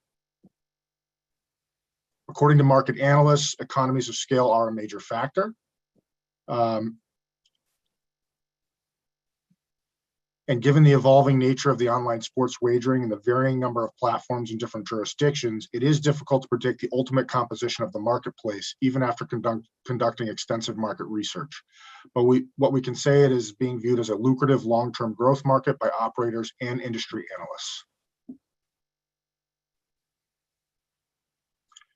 Speaking broadly, the online sports wagering experience of the Massachusetts applicant pool has varied levels of industry experience. They are represented by both domestically and international players. Some have decades of experience, others are still in the process of building their platform. The Commission has received IAB's report addressing the suitability review led by the IAB that was spoken to. That report is a review of the applicant's self-disclosed financial submission, looking at a select few sections of the application, those being section C2 and G3 broadly. Now, moving on to WinBet, the applicant has provided a view into the historical sports betting operations of WinBet, as well as an intermediate holding company. Wynn Resorts, the ultimate parent company, has previously been issued a determination of suitability, and our review is limited to select public filings. Broadly speaking, past financial projections of the applicant are generally in line with what we have found in our market experience. In terms of projections, the applicant makes a grounded estimate for future operations that is in line with what we would expect from a successful launch. However, without possessing a crystal ball, we must caution a successful launch for this or any applicant is not guaranteed. And then I would like to move to the revenue projection. So we reviewed the applicant's revenue projection information and compared to market analysts with Deutsche Bank and Truist Securities that were both issued in October of 22. Market share estimates for the OSB market were not shared by the applicant. However, based on our comparisons to noted research and WinBet's revenue projections, we noticed that their performance is higher than it was in other markets based on published state data. However, we do understand that WinBet is associated with Encore Boston Harbor, which has significant market share in the state of Massachusetts. The revenue growth. And just a comment on that, the commission may want to better understand some of the differences between the applicant's submission for their market share compared to what they're performing in other states, because we did notice a significantly lower percentage of market share in other states compared to what they presented in their application. Yeah, looking at gross gaming revenue growth, it is in the range of different analyst projections. However, we're going to acknowledge that it's difficult to project growth as the industry is dynamic, and it's unclear when the saturation point may occur, especially as more markets come online. As the commission is aware, revenue is closely tied to hold percentage. And it's important to note that WinBet's revenue projections are based upon a conservative hold percentage from what we have seen in other markets. So for instance, New Jersey has a 6.7% hold average, and then states such as New York, Delaware, and Louisiana are greater than 10%. And then Pennsylvania, Michigan, and Arizona are roughly around 8% for hold. And I'll pause there for market share and revenue to see if there's any questions.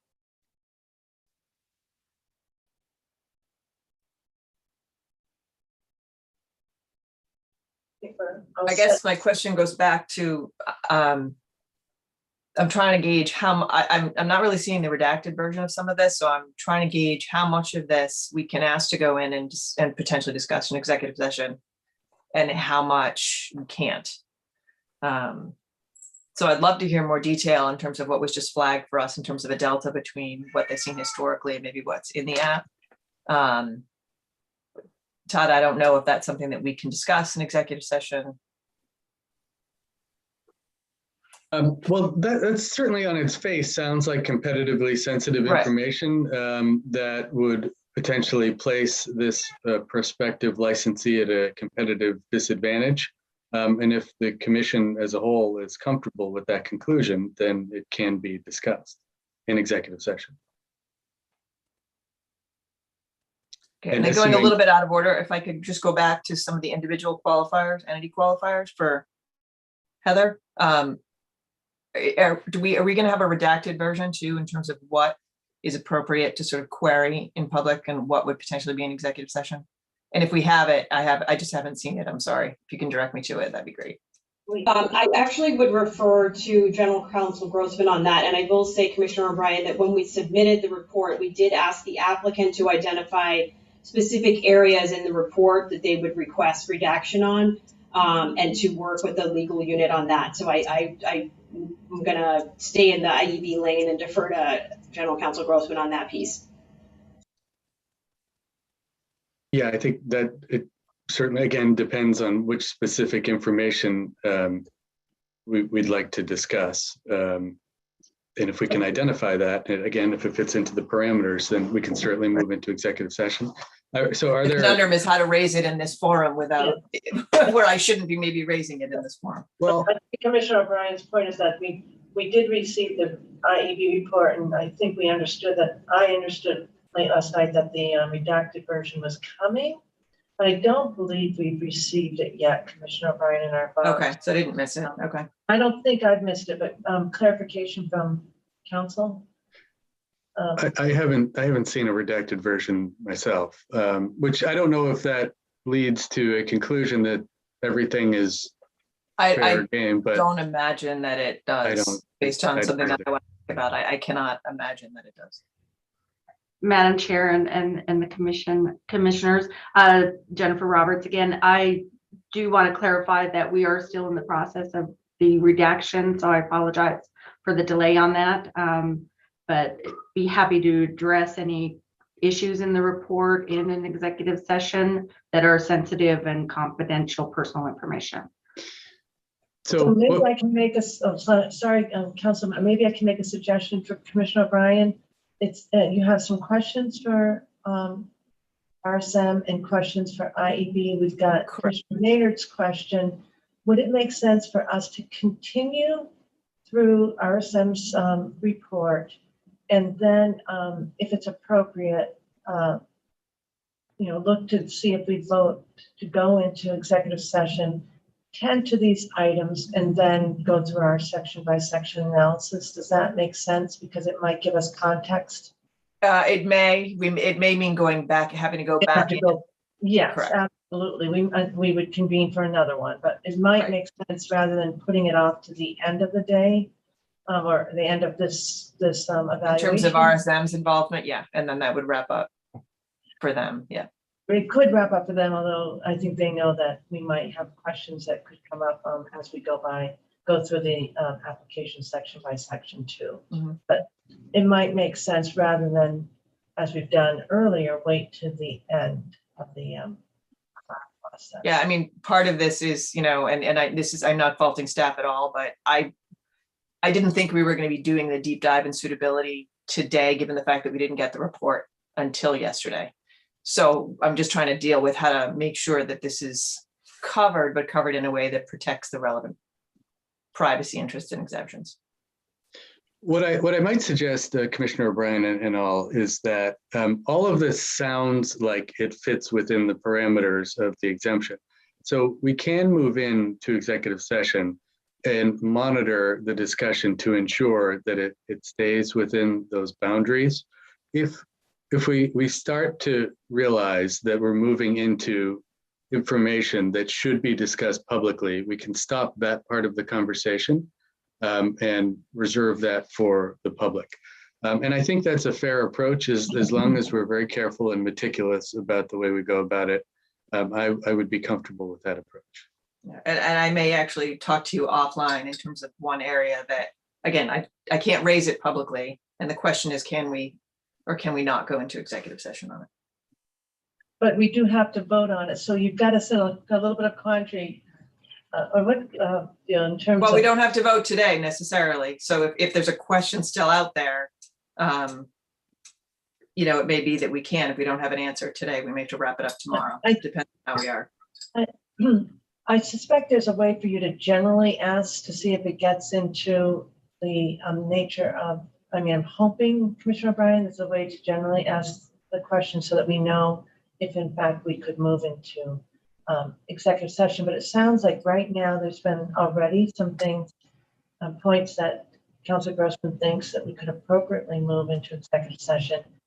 And I do think, commissioners, I think I want to emphasize Todd's point. We are very, very careful about this. So Commissioner O'Brien, you know, I'm with you, you know, in terms of you're being very cautious because we do have to have an open, transparent process. On the other hand, this is a tool that allows us to have that fulsome discussion, and that's why it's marked up in the agenda.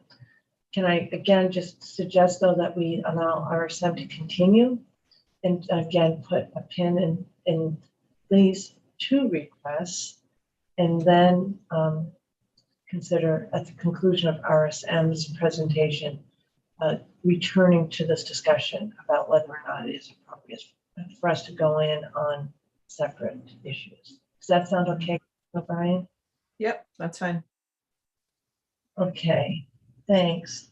All right, back to Jeff and Teresa. Perfect. And then, you know, the applicant has provided information regarding its marketing and go-to-market plan. So this was spoken to in section 4.1 of the submitted report. And these plans will impact ultimate market capture and success within Massachusetts. As has been publicly reported, WinBet has reduced its marketing spend during 2022 in other markets. And the commission may wish to discuss WinBet's marketing Massachusetts plan with the applicant. And then moving to liquidity. As of the third quarter of 2022, Wynn Resorts, the publicly traded parent of the applicant, has $2.8 billion, comprising of $2 billion in cash and $800 million in an undrawn revolver, so credit line.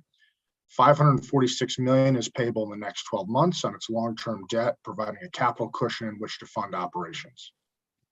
Wynn generated approximately negative $160 million in cash operations for the last 12-month period ended September 30th. Wynn should have enough liquidity to fund its Massachusetts operation based on the filings. It is ultimately up to the applicant's parent on how to allocate its financial resources. If faced with future losses, there is no guarantee it will continue sports wagering operations in Massachusetts, but it has the resources to do so if it desires. RSM will remain on the line to answer any questions the commission may have about this presentation or our written submission. If there are further specific questions on the contents of our report, we are happy to discuss those in an executive session. Thank you, Jeff. So, Commissioner O'Brien, perhaps it makes sense for us to take a short break, and then you could speak with Councilor Grossman about your question rather than putting, maybe having it another day. So you could speak with Right. him about that, and then you'll bring it back to us in the proper fashion so that we can be informed for any vote that we decide to take. Does that make sense? Yep. Commissioners, any questions you have for RSM at this point? Thank you. Okay, then it is 12:17. So Commissioner O'Brien, it's 7:20 and 12:25. Enough, or should we do 12? Oh, yeah, I would think so. Todd, if that works for you. Yeah. Okay, we'll reconvene at 12:25. Thank you.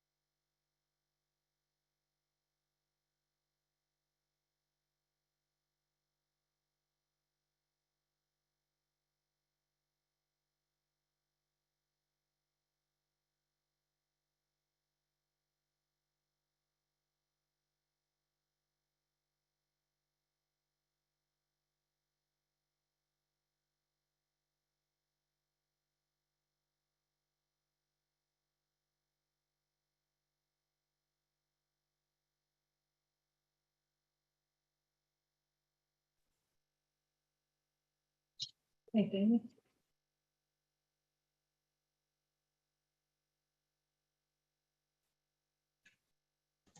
All set. Thanks so much.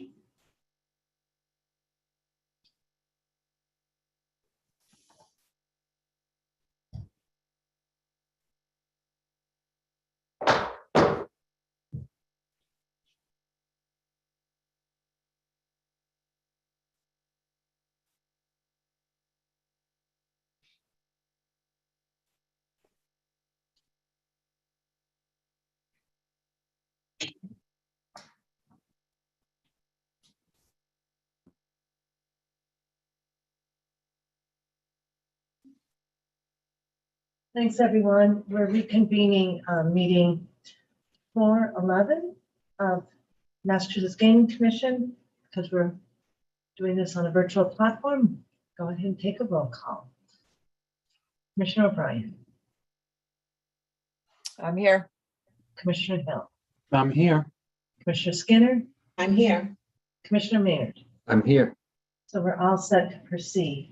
So I want to thank both GLI, IEB, and RSM for their presentations and insights.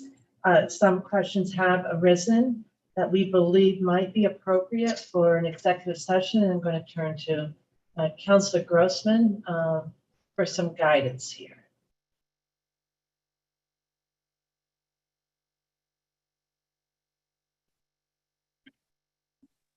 So, Madam Chair, we may have a bit of him needing to clone himself because after the conversation, I think he followed up trying to resolve the issue. So I don't know if he may have muted and not aware that you're looking to have him chime in right now. Well, I don't think we can proceed without Councilor Grossman. So Executive Director Wells, can we, should we pause another? So Let me call him. I'll get. I was gonna say, and maybe if we pull him back here to deal with sort of the one known area from RSM and executive session, we can get moving on that. And also we have Commissioner Maynard's question. So right, we'll need to. That's the area I was talking about. That area that we clearly know falls within the executive session exemption. Thanks, I understand. So why don't we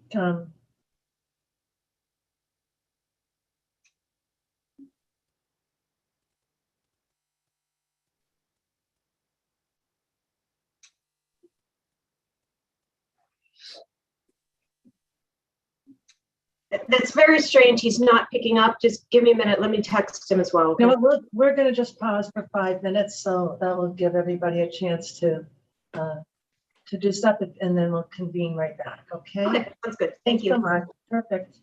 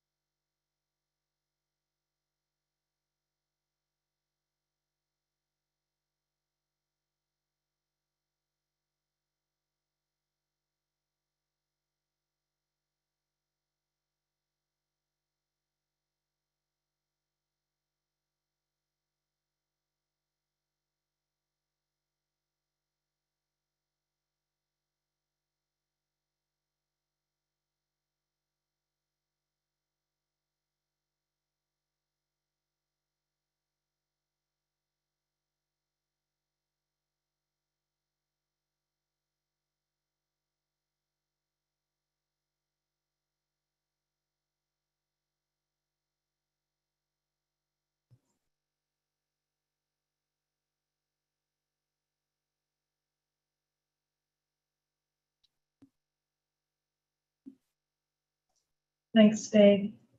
Kathy, Todd's just checking in on one thing. He'll be right back on.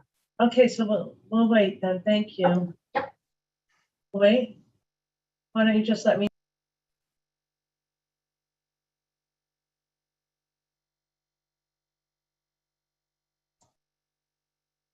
I could toss the screen back up if we're still waiting.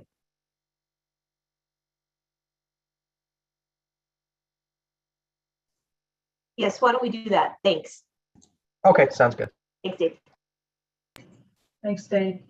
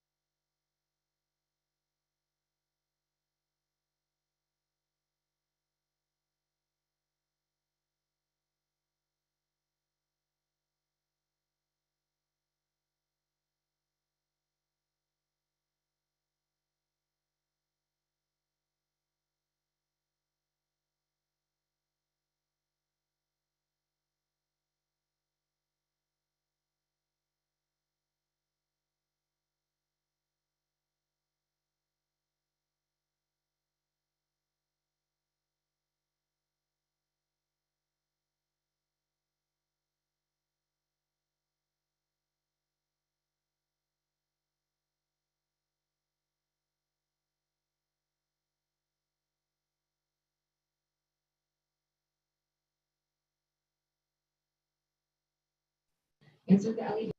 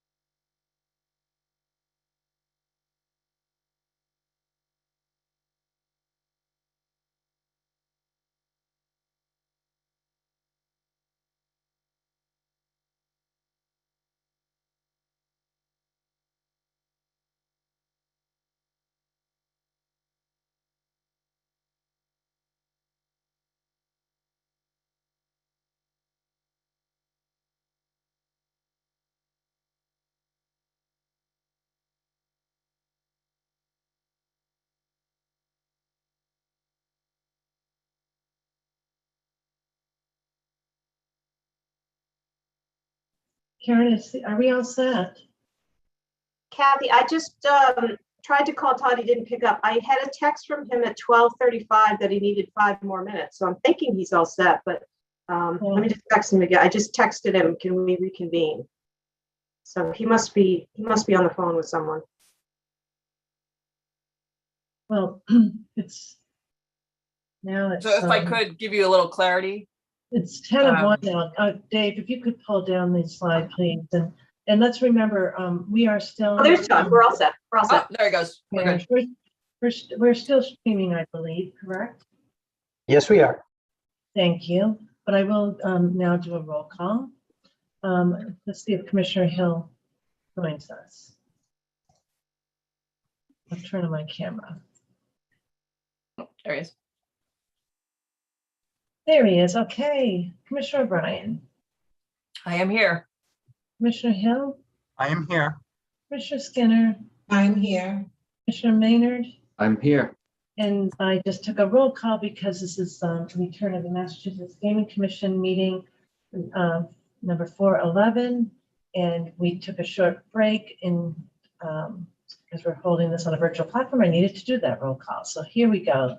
So I had started, I had returned earlier with an idea that Councilor Grossman, you would give us some advice as to the requests that my fellow commissioners have asked to address some issues that we understand should be addressed more appropriately in an executive session.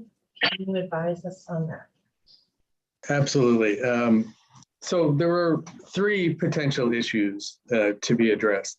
The first pertains to the market share projections and the revenue projections and some of the historic revenue figures. That matter appears to neatly fall within the confines of the exemption set out in Chapter 23N, and I'm comfortable moving into executive session to discuss that subject matter that was just discussed recently by the commission. So that one I think is okay. There's another issue relative to a case in the state of New Jersey, and there were a few details that are of interest. And I thank you to Ms. Roberts, who just sent over the complaint. I haven't had a chance to open it or look at it yet, but those documents may alone resolve the issue. So I'd like to share them with the commissioners so you can see them. Those are public documents. That's right, Ms. Roberts.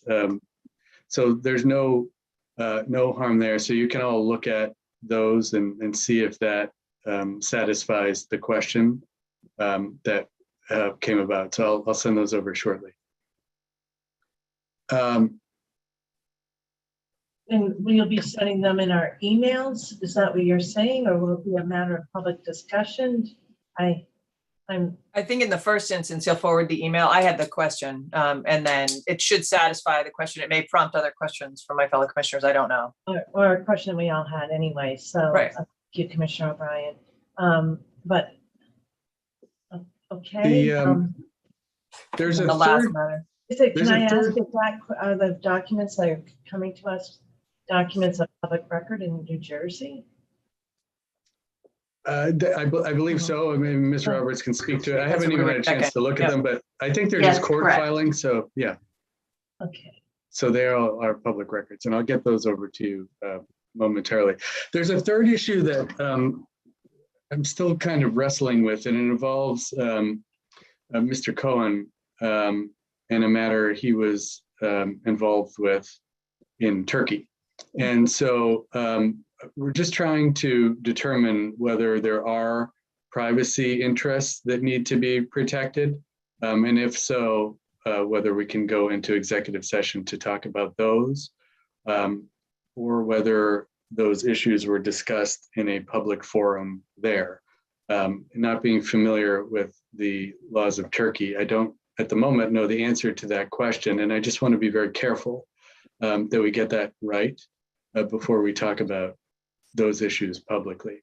Mr. Cohen is available to discuss the matter, whether it's in public or an executive session. So that part is is all ready to go. It's just a question of whether it would be done in public or private. And I think we'll be able to hopefully answer that question shortly. I just need another couple minutes. Did Ms. Roberts have any documentation that would address that issue that's been shared in the past or matter of public record?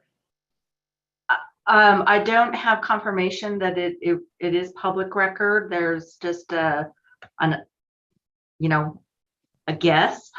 Unfortunately, I'm not versed in Turkish law either, but we did provide with his application the documentation, but we marked that as confidential, not knowing whether it was public record. So why don't we go into executive session on it? Is there a reason why we just don't go into executive session on it? Does it not fit? That's the question. That is the question. If it were in the United States, it would not be something we could go into executive session for because criminal matters are resolved in public. And I just don't know whether that's the case in Turkey or what. So, I mean, certainly if we can't answer that question, we could go into executive session. You could talk about it. And if we happen to be wrong about it, the remedy would be that the information we talked about in private would become public. So that's the exposure, if you will. Mm-hmm. And it's not really for me to say whether that's a risk the commission and Mr. Cohen are willing to take. So that's why I just wanted to try to get a better answer on that question. But we can, for certain, go into executive session to talk about the first issue, and we could do that now while we try to resolve these other issues. Right. And then Mr. Maynard also, Commissioner Maynard, I'm so sorry. Commissioner Maynard had a question as well that seemed to fit nicely into the executive session. I would agree with that. That's the, if I understand that issue correctly, essentially the percentage of individuals who don't get through their KYC process request.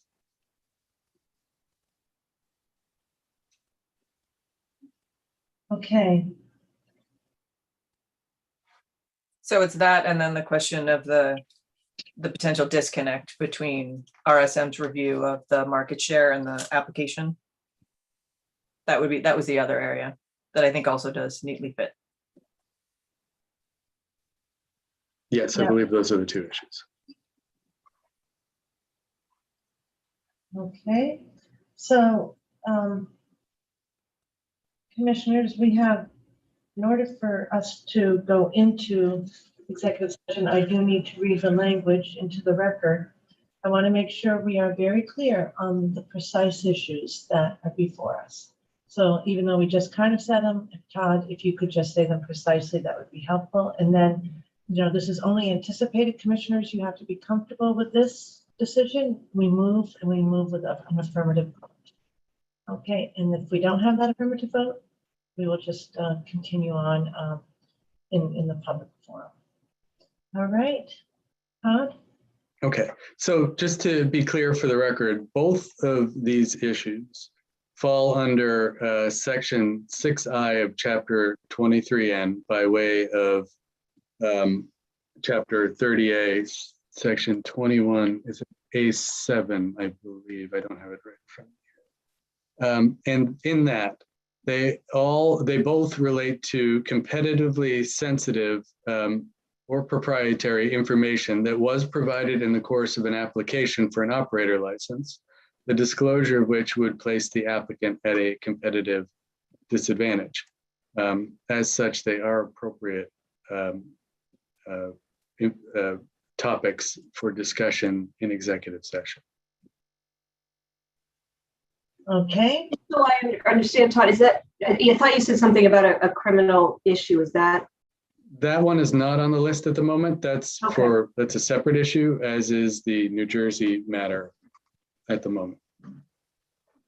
Those are both, if you will, relate to suitability and are certainly appropriate for discussion when the commission begins evaluating that part of the application. But the two issues, again, before the commission are, first, the percentage of individuals who do not or get through the KYC process. And second, any discrepancies in market share projections and revenue projections relative to WinBet WinBet's operation in Massachusetts as opposed to other jurisdictions.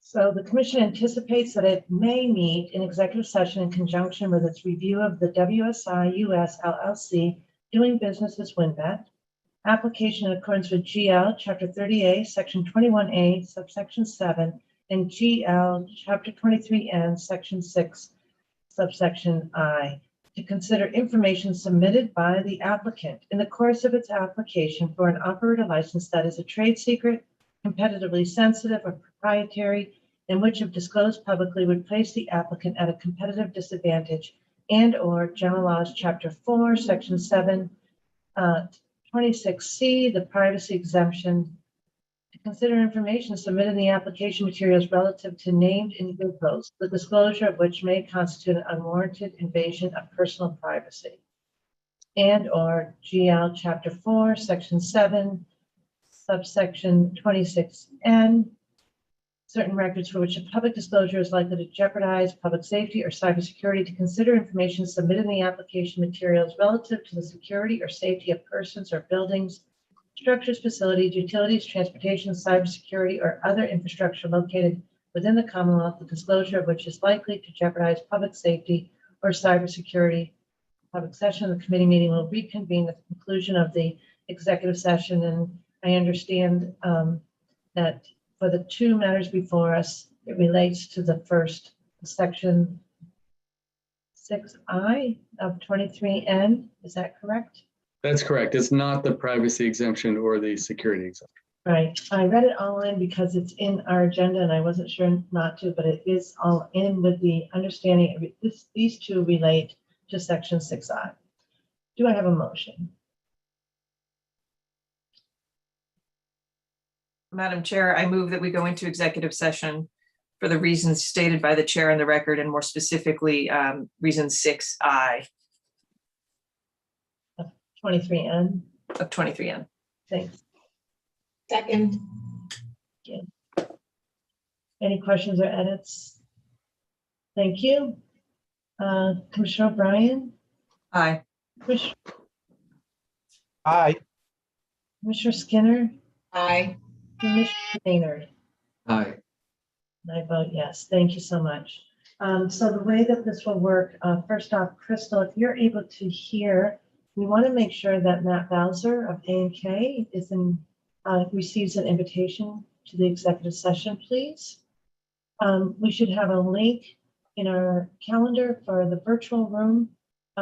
Once we arrive in that virtual room, we can assess if we need to invite additional guests. Todd and team, I imagine that Crystal has done her best as to guess. So we will see folks in that virtual room, and then please stay tuned and look for an invite that we may send you in connection with these executive sessions. This executive session, my apology. I will send the link over to Ms. Roberts, I'll send that over to you. And if you can circulate it to your team if you don't mind. Great, thank you. Thank you, everyone. We appreciate it. Thank you.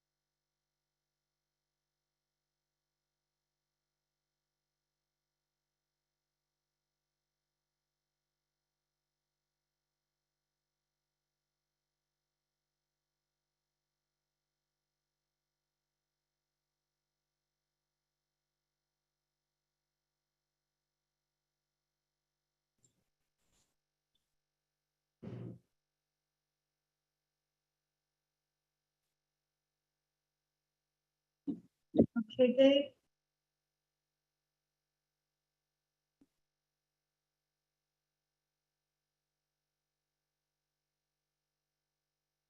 Okay, we're all set. Thank you.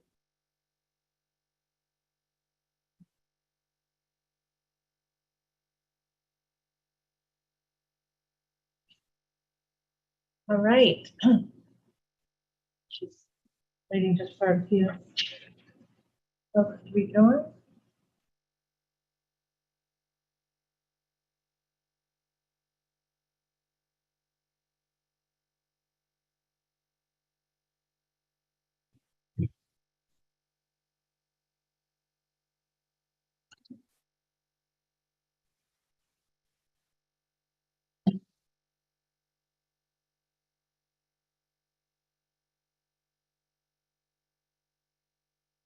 Okay, we're all here, so we are reconvening public meeting number 411. Thank you.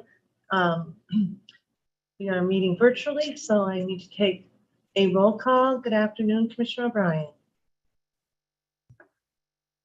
Good afternoon, I'm here. And so is your cat. Good afternoon, Commissioner Hill. Good afternoon, I'm here. Good afternoon, Commissioner Skinner. Good afternoon, I'm here. And Commissioner Maynard, good afternoon. Good afternoon, Madam Chair. I am here. Great, thank you. All right, and we just concluded about a half an hour ago our executive session addressing two questions that arose that were more appropriate for that forum. And now I think we can turn to item 5 on our agenda, which is actually the section by section analysis. And just a reminder, commissioners will I'll call on you for questions as we go through each section. And then at the conclusion, we'll take our temperature and find out how we feel about the quality of the applicant's response to each section and whether it met our expectations generally or not. So, and I welcome any reminders of that process as we go through. And should anyone need a break in between, we'll pause. I want to make sure everybody has a chance to take their notes and review their notes from their review and make sure they've got all their questions answered. All right, so we'll start with, I think that they've met the section A. They submitted their executed version of the application. So we'll turn right to section B. Commissioners, do you have questions?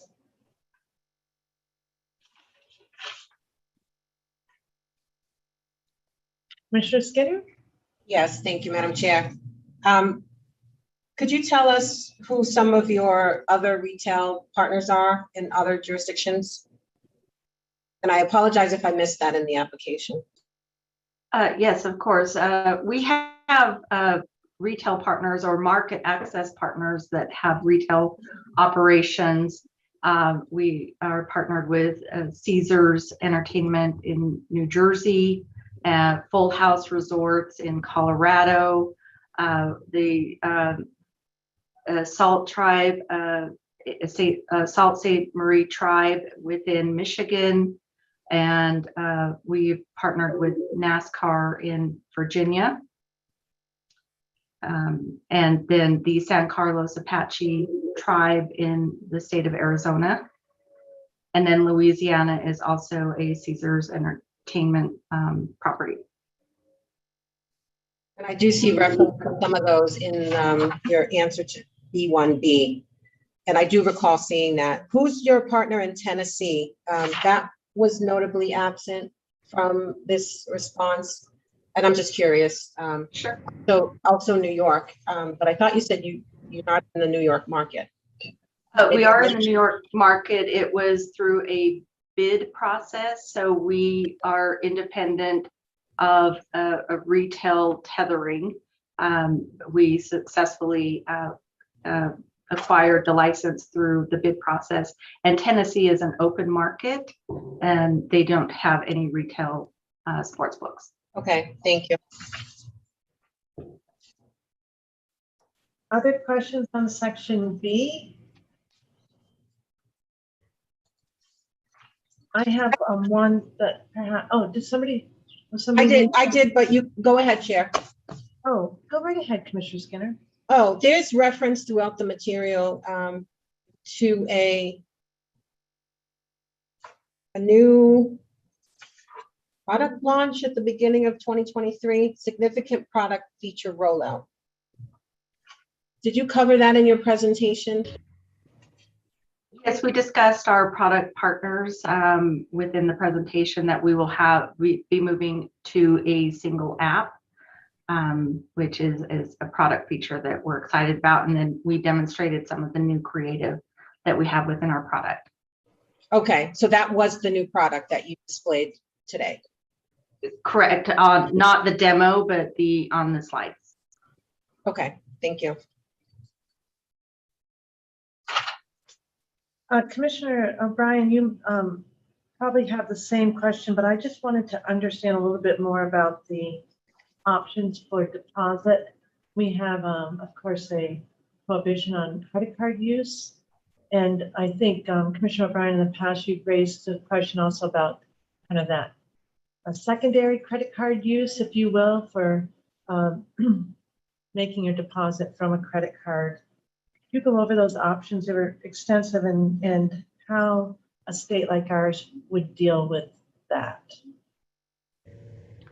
Yeah, we comply with the regulations that are set forth in the state. We do have some states that have limitations on credit card use as well as secondary use. So we are able to tailor our payment processing and platform provider. They're able to tailor the payment system for each jurisdiction to make sure that it complies with the requirements in that state. But you would allow secondary, if we didn't have a regulation, you would allow secondary credit card use. That's something that you provide. We do provide that in some states that where it is permitted. If it were not permitted, then obviously we would prevent that from being offered in the state where it's not, where it is prevented or prohibited. Commissioner O'Brien. Can I follow up on that? Because I noted that PayPal was one of the options. How is it that, can you point me to a jurisdiction that does prevent the secondary use of the credit card? And if you can generally explain to me how that would work. I believe Tennessee has previously indicated concern about the secondary use of a credit card. And we have worked with the Tennessee regulators to make sure that that isn't in place. And so what we would do is there may not be payment providers that we would offer. However, I would say that PayPal specifically does require a bank account. And so but in the states that where it may be limited, we would just notify the payment provider to restrict the funding method. And then I have a question on something else. I can go after Commissioner Skinner, who's already in line in front of me. I think Commissioner O'Brien, you're next, right, Commissioner Skinner? Just fine. Thank you. Okay. There's a comment, I think, in B3, where you say that you prevent the patron from having a negative balance on their account. So can you describe that to me a little bit more? If you're going to wager where the loss would put you into a debit, are you barred from putting the wager in, or how does that work? Correct. We don't offer credit to patrons from which to wager. And then also, if they do not have the amount that they're allowed to wager, then they are not allowed to put themselves at a loss. They're only limited by what is in their account balance. Okay. And I did want to just say something that I did like, which was the 24/7 customer service with people in Vegas and Jersey City that are reachable, given some of the headlines that people had about their difficulties getting into accounts when certain things got hacked. I did want to say that I liked to see that you guys had that. Yes, we're excited that we're continuing to build our customer support and payments and fraud teams to have 24-hour coverage. That's great. Thank you. Other questions for section B, Commissioner Maynard? So I have a question about the classification of changes and the levels of reporting to the regulator. There was one that was called the emergency situation that basically said, hey, we're gonna make the change right away, right? Can you give me an example of an emergency situation where you would move forward without talking to the MGC and then do it on the back end? That would be a technology change that would go through our product compliance department.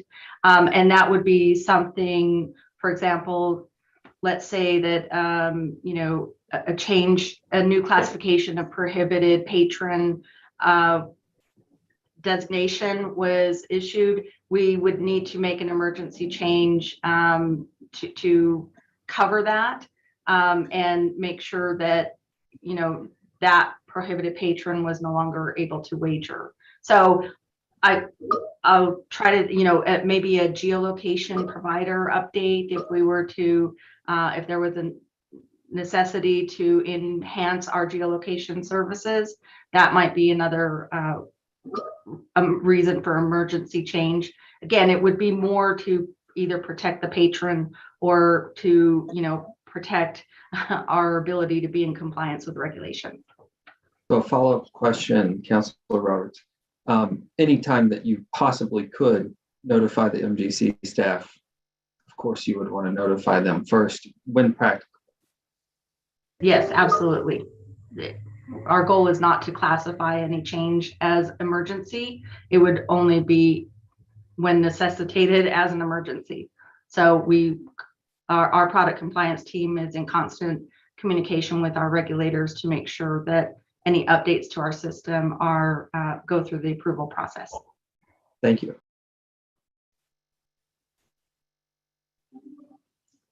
Other questions on section B?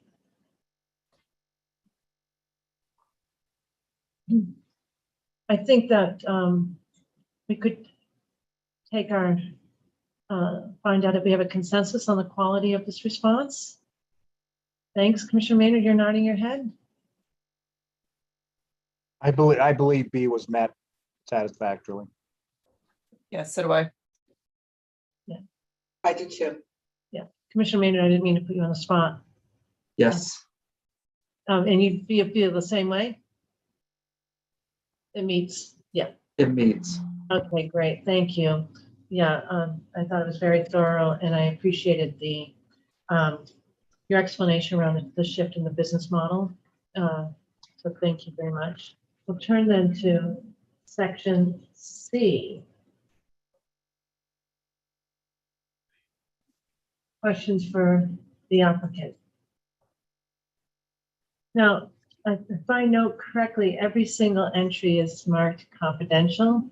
We, just so you know, we typically speak quite publicly about these matters. And so I would like to be able to have the commissioners explore this section comfortably. So Councilor Grossman and Attorney Roberts, perhaps we need some guidance here. From our perspective, there are certain items in here that would speak to operational business intelligence. We labeled it confidential generically, but we also submitted a redacted version, which we are currently reviewing for resubmission. But if there's a topic that we're not comfortable speaking about publicly because of the confidential and private nature of it, as it meets your standards, then we will flag that as it's being raised. I think I would just add that certainly all of the information discussed in executive session was appropriate to be discussed in executive session. So to the extent that the commission would like to talk about that information as part of the evaluation, we should consider moving back to executive session. If there are high-level conversations that can be had as was done in advance of moving into executive session, then we could do that, or certainly as part of a hybrid. So I think it depends what level of detail the discussion will take. I don't think we're speaking right now about the items that got brought up in the executive session. This is just that all of section C, which we're reviewing, is marked confidential, that's all. So I guess we'll proceed then, right? With our questions, and we'll get an alert from either Councilor Grossman or Councilor Roberts. All right, do we have questions? I do, Madam Chair, I can get it started. I believe it was in section C where they talk about employment opportunities, and there was a reference to field marketing partners. Yes. Saying if allowed in Massachusetts. So when I listened to it, it almost sounded like local junkets, going out and drumming up business. So we talked a lot about responsible gaming, marketing, things like that. But if you can't talk about this in the setting, let me know. But I'd like to know what that is exactly. So field marketing is a group, whether internally or externally through a licensed vendor, that might engage in kind of activities to help register patrons. They might go to certain events, and we have a directive to any field marketing activities, if they are permitted in a jurisdiction, that it's only targeted to those events where patrons are over the age of 21. But if they do go into certain areas, then their directive is to, help with brand recognition and registration questions. But the reason that we qualified that if permitted is because it would be, a policy decision of the commission on whether those activities are restricted in any way. And we would follow the guidelines of what is restricted or by regulation. And can you point me to any jurisdictions that prohibit the kind of field marketing partners you're talking about? Off the top of my head, I can't think of any jurisdictions that might prohibit activities. They might just regulate, have limitations. scope. I think New York may have some restrictions on the ability to market within the field. But if anything, it would be restrictions through regulation. Okay. Could I have a follow-up on that, Commissioner O'Brien, please? Yeah, of course. It's a little bit of a twist on what you were asking about, because when I saw that, I did know that there's an expectation that could generate perhaps 70 jobs in connection with marketing outreach, and if it's really boots on the ground, that would be perhaps 70 jobs here in Massachusetts associated with the launching of online sports wagering, which is exciting. With the concerns that Commissioner O'Brien's notes, it sounds like there might be opportunity to regulate, to ensure the issues around frequency, intensity of marketing, and all of the responsible gaming concerns we might have. But I also wondered, this is a little bit delving into the next topic, but when you have those field marketing representatives going out to local establishments, venues, events, what is it's a two-part question. What is the benefit to the local establishment? Is there some kind of revenue that goes to them? Some benefit. You could elaborate on that, and then I'll do my second part of the question. Sure, that would depend on the arrangement. You may have an arrangement with a certain tavern or a type of business where you pay some type of benefit, but if that's the case, then we do require that business be licensed and properly vetted through the regulators. But that may be an arrangement that is permitted for field marketing. So my follow-up, it's that I think I've thought about, we have a study that's going to be conducted on how sports wagering could impact beneficially those establishments that are minority owned. And before I read your application, I had imagined that perhaps there might be opportunity for these kinds of partnerships with the new licensees coming in, to see if there would be a chance where you partner with those establishments. Look for those kinds of partners where your marketing efforts are directed to bringing in new clients, new patrons, and at the same time perhaps enhancing the local establishments, and particularly those that are minority owned. Of course, women owned and that owned we love too, but I am thinking about that there's an opportunity here for you to think about. And we appreciate that. And we do always, as part of our diversity, equity, and inclusion initiatives, we always do consider vendor opportunities as well. And we do see that there are opportunities for field marketing, again, if permitted. And I do want to clarify that when we do any such activities, whether it's through a partnership or kind of a one-off type of event, we undergo licensing, not only licensing, but they undergo a vendor registration through Wynn Resorts, where they have due diligence performed on them, and then they undergo responsible gaming training as well. So our expectations are high for any such partners that we engage with. Thank you. I know that Commissioner Hill, you might be leaning in because I know you think a lot about the community ties.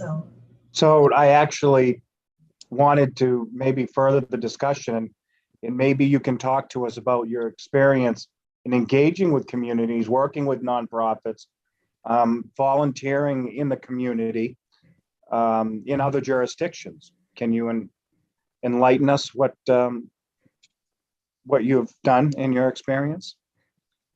Yeah, we have worked with several vendors in all of the jurisdictions that we partner with. We have our partnerships with local teams in some of the jurisdictions. I mentioned those in the presentation. For example, the New York Jets and the Detroit Lions.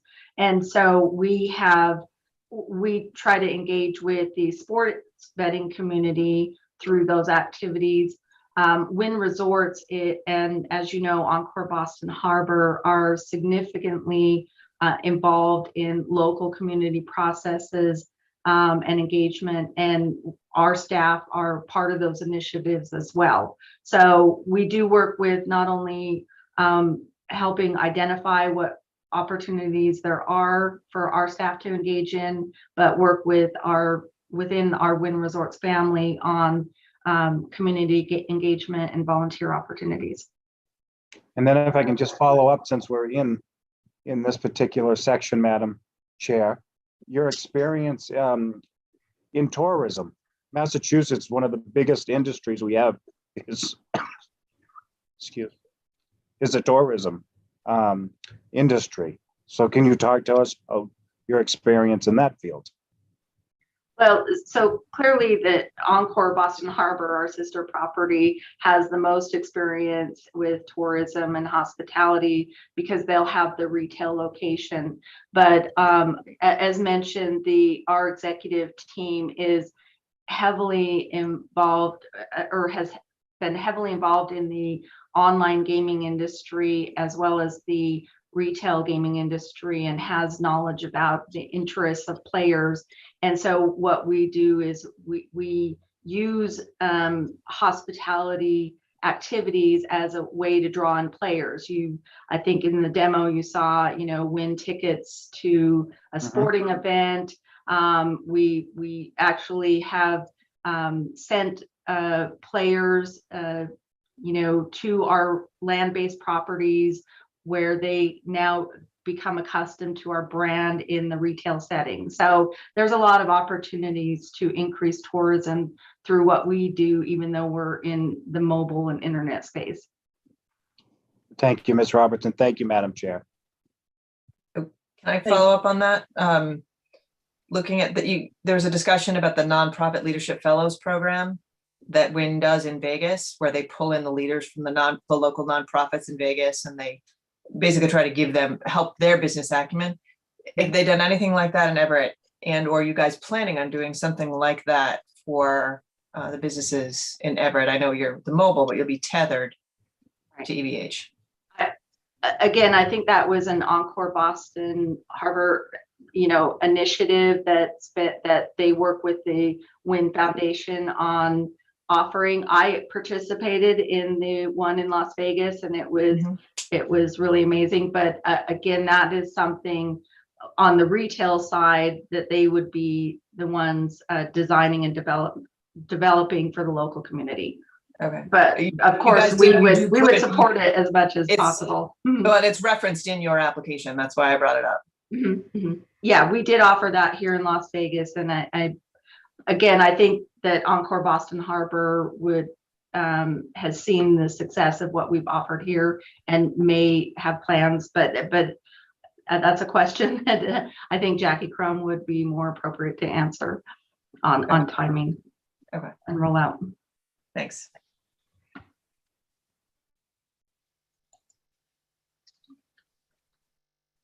Other questions in section C or comments? Commissioner Skinner, I'll mention the response to the lottery. I thought it was strong, and we understand that you respect the potential for impact on Keno, and we'll be monitoring that. I know in partnership with Encore Boston Harbor, there's space where the Keno is available, but I think there's technology for us to understand those statistics. But I appreciated that you acknowledged that there's an opportunity to partner with the lottery to protect that asset here in the Commonwealth. So thank you. Anything else? Okay, should we go to, we'll take our temperature. Commissioner Hill is off video right now. Oh, he's back. So I'm just checking in on section C to see if we feel that it's met our expectations generally. I think generally they have. Generally, sorry. I agree. Yes. Yeah, and I'm pleased with the response. So thank you very much. I'll move on to the DEI section B.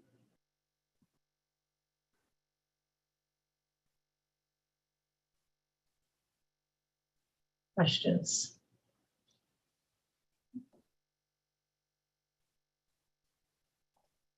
This is also marked all confidential, but I think we can probably navigate it carefully. Commissioner Skinner. Oh, I don't know who went first. Sorry, Commissioner. So thank you, Madam Chair, for flagging the redaction confidential request. I know we ask this very openly of EVH, and they give it to us in their quarterlies. So tell me if I'm out of line, but looking at the numbers in general, sort of the gender split, your numbers look pretty good at the manager level. They get a little less good when you go up to the director and the VP C-suite in the gender. I'm just wondering if you can speak to any efforts the company is making to get those numbers more in line with the manager level. Yeah, and as mentioned in our introduction, we're working with Glenda Swain closely on initiatives to increase diversity within our workforce and including at all levels. I will say that one area of focus that we've implemented since we are a newer company is a career development path for our current employees, where, you know, if they express interest in certain areas that they want to learn, there's training opportunities and upskilling opportunities where they may be able to, you know, elevate to different positions. For example, our small legal and compliance department brought in an employee from customer support because there was interest in working in compliance. And so there is kind of those cross opportunities for career trajectory, and we see that also at all levels. So we're working with Glenda Swain to make sure that we're on the right path for hiring and looking at candidates that would meet the standards that we want to achieve. I've said this before, but we do have a licensee that does a really great job, particularly on the gender issue in terms of trying to promote from within the pen, advancing women, and they have a really good job with that. So I'm sure you'll do well with what you're doing, but I'm sure, you know, might be worth a look at what they do too in terms of that. It's been very productive. Appreciate that. And I'm a director of the Global Gaming Women organization, as well as Ellen Whittemore, who is general counsel of Wynn Resorts, and we're definitely interested in seeing career paths for women in the gaming industry as well. Great, thank you.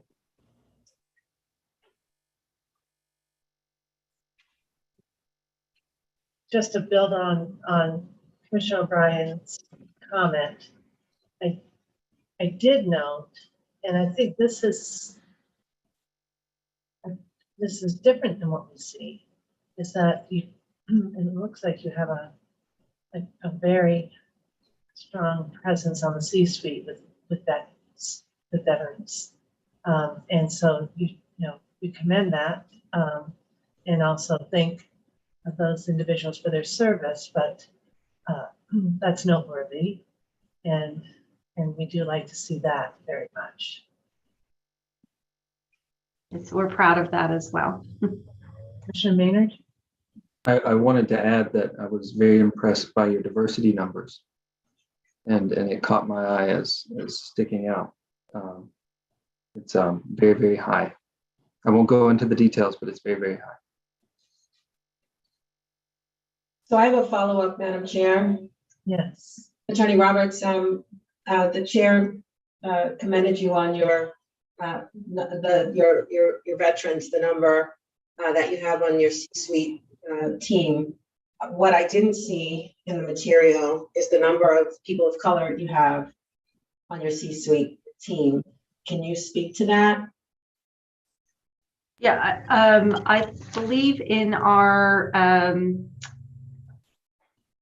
in our presentation slide, it indicated that Wynn Resorts executives percentages. I think I saw that. I remember. Yeah, 27% are of a minority ethnicity, and again, you know, WynnBET as a newer company is working to establish diversity within all levels, and we are working with, you know, the diversity and inclusion office to, you know, help again identify candidates, not only veterans, women, but candidates of color as well.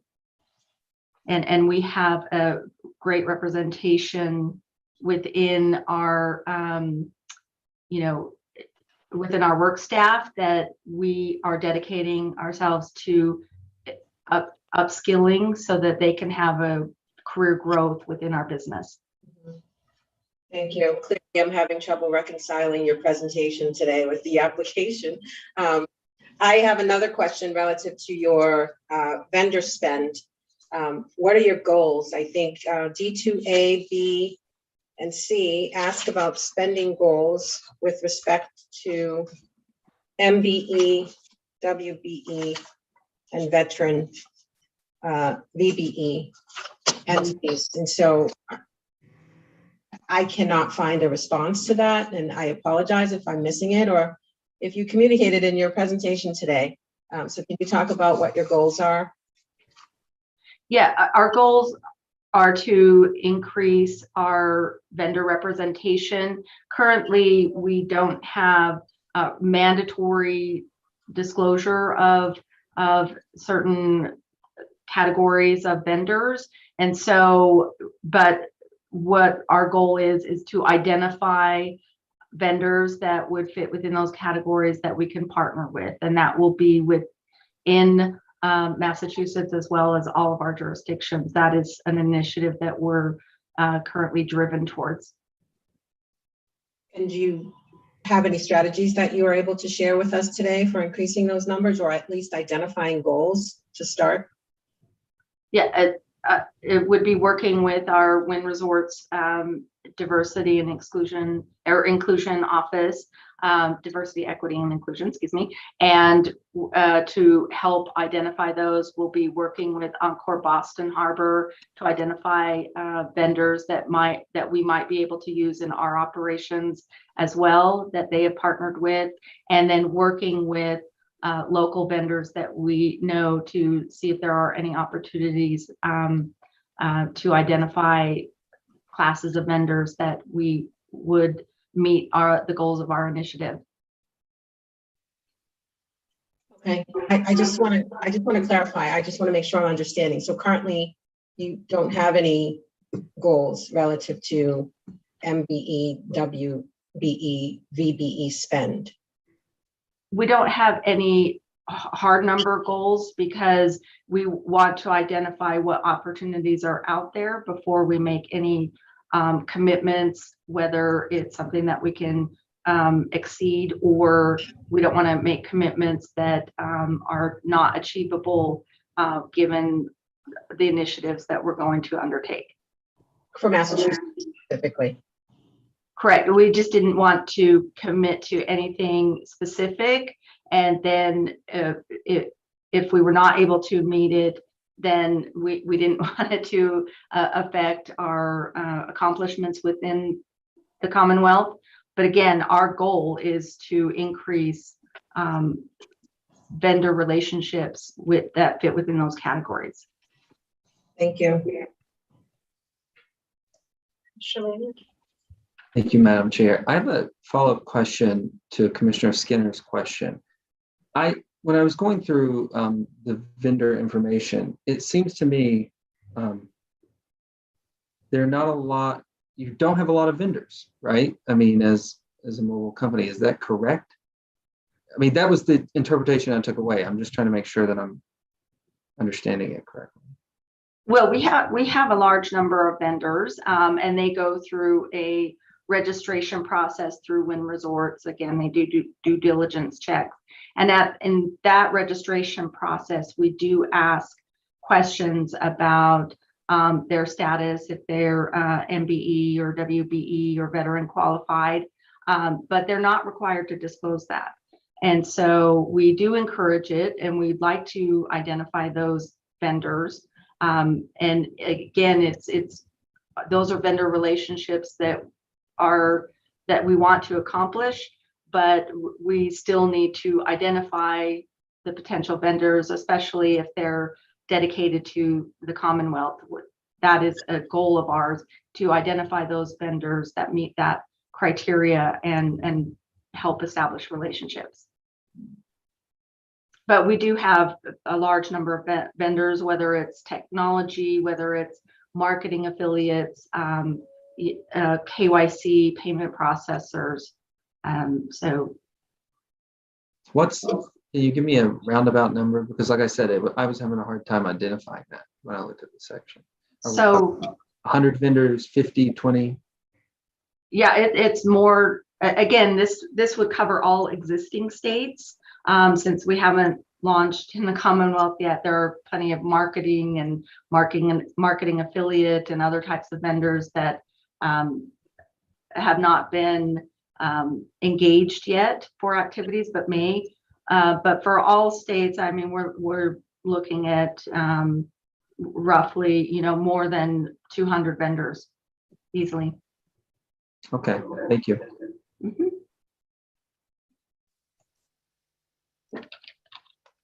Other questions on section D?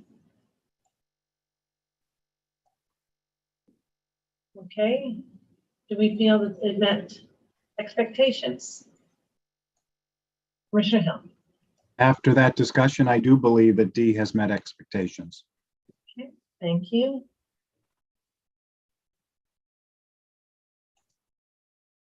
I think it meets. I do think we flagged a couple areas where maybe the expectations in the Commonwealth are a little higher than some other jurisdictions. So I'd love to see them keep going in that direction. But it meets expectations. Thank you, Commissioner Skinner. Not going to make that strong of a statement, although I appreciate Commissioner O'Brien's sentiments. I do think there's significant work that needs to be done. And I'm disappointed, quite frankly, that WinBet could not speak to their diversity spend goals, particularly since they've been operating now for a significant period of time. So, you know, if there's any information you could provide as to what your goals are for other jurisdictions, even if those are available, it might be helpful. So I do think the questions in this particular section were answered. I don't know that I agree. I will say I do not agree that the responses meet expectations. Okay, and Commissioner Maynard? I believe that the responses meet expectations with the caveat that I would like to see some more data points on this, and I agree with Commissioner Skinner, but I would say it meets it. So, so you heard the response to this section, Attorney Roberts, and Commissioner Skinner, your reservation is duly noted. I think if I understand our job to sort of get a sense of how we feel, it's the totality of the application that we ultimately assess. And we also have opportunities, as you know, for following up on any decision in terms of conditions or items like that. But I think I do think Commissioner O'Brien, you noted that we've given some good sensibilities about how Commonwealth functions and ultimately if that benefits the business, then that's a great thing. If we can help, if our tough questioning and tough expectations, though they shouldn't be considered tough, drive this change, that's a great thing. So, you know, I think I started with the idea that, you know, going into the communities and perhaps partnering, not just using minority-owned businesses as through the supply chain, but actually true partnerships would build. It builds. There's opportunities. I hear vendor, but there's opportunities perhaps for all of our licensees to consider bringing minority-owned businesses to the table. So I'll end with that observation, and I note Commissioner Skinner's concern about the diversity spend very much. So, and there's certainly consensus that this section has the expectations have been met for the section. So I think I think we understand that we feel it's met, and we can move on now though to section E.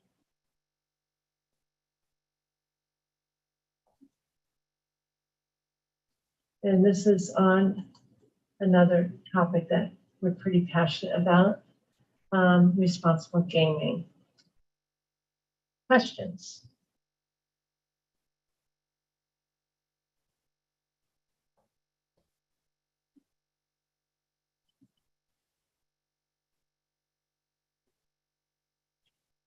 I have notes. I'm just trying to make sense of them. I'm sure the one that I'm going to ask will launch a further discussion from you, Commissioner O'Brien, but I did want to know about, you're noting the third-party affiliates that you have, and it appears that there's opportunity, or that there's a requirement that that WinBets would take responsibility for content of any third-party affiliates, for I assume for marketing purposes. And I just wondered, how do you keep track of what those third-party affiliates put out? Do you audit? How do you hold the third-party affiliates accountable for their content? Yeah, so first we impose a contractual obligation on all of our affiliates to represent our brand and to engage in responsible marketing activities. So the contractual obligations are first and foremost. And then we do communicate, we have a marketing affiliate team that communicates with all of our providers and provides content to be supplied and marketed, and the expectations of what should be marketed. And then we also perform a review and audit of content that's posted to make sure it complies with the standards that we've set forth in the contract and through communications with them. All of our promotions undergo a review, and historically in every jurisdiction, our promotions have been approved by our regulators, including the terms and conditions. And then all links and graphics to marketing affiliates are housed within our platform that we use. So we are in control of the content that gets to them.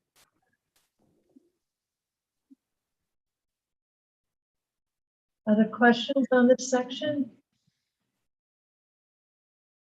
I have a couple, and I'm having trouble locating it. I think for some reason it repaginated when I pulled it up today. There's a reference in there, obviously saying, you won't directly advertise to children and minors.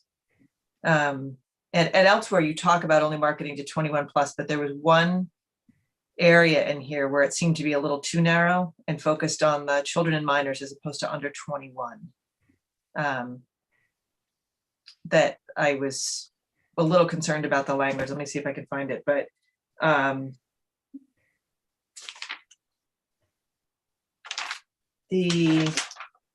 when you're talking about the various fines and stuff that you've had, I'm curious to know more about the geolocating going down.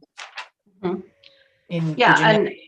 and for any of the disciplinary actions, we would love to provide robust explanation on those, but would ask that it be done in an executive session because the scope and content of those incidents is not public, even if the results are.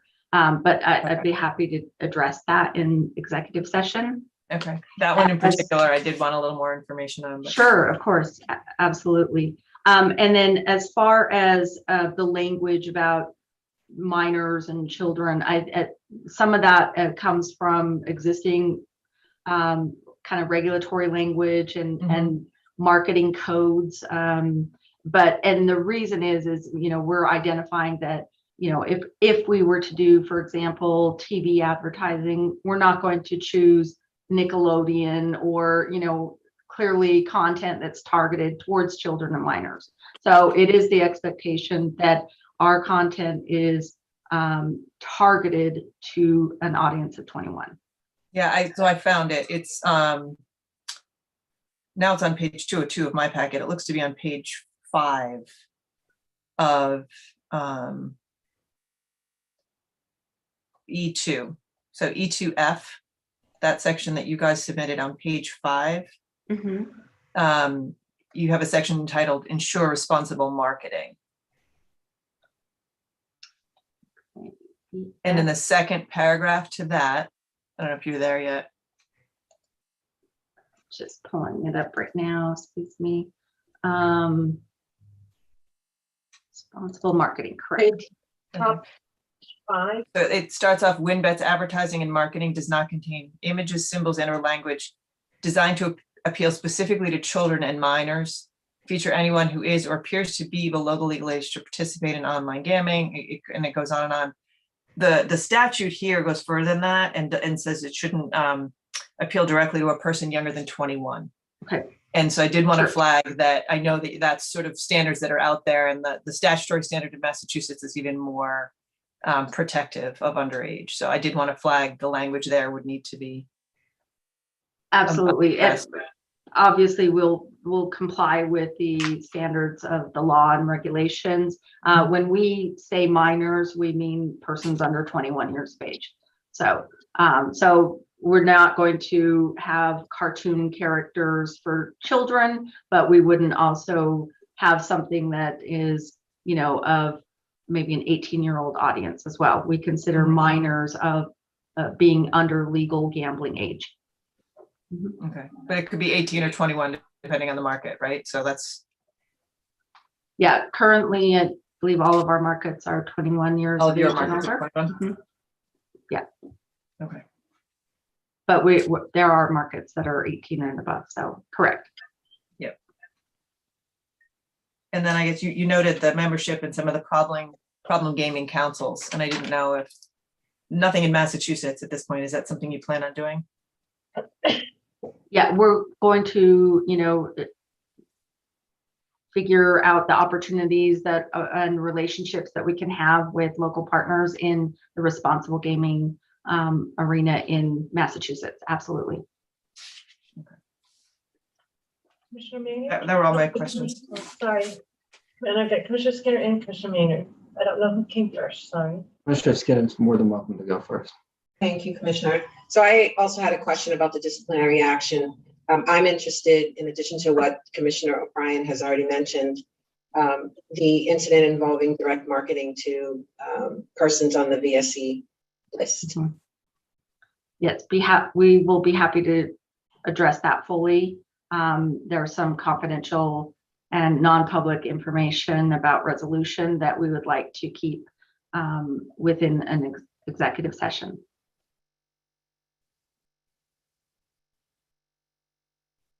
Okay, we'll put a pin in that.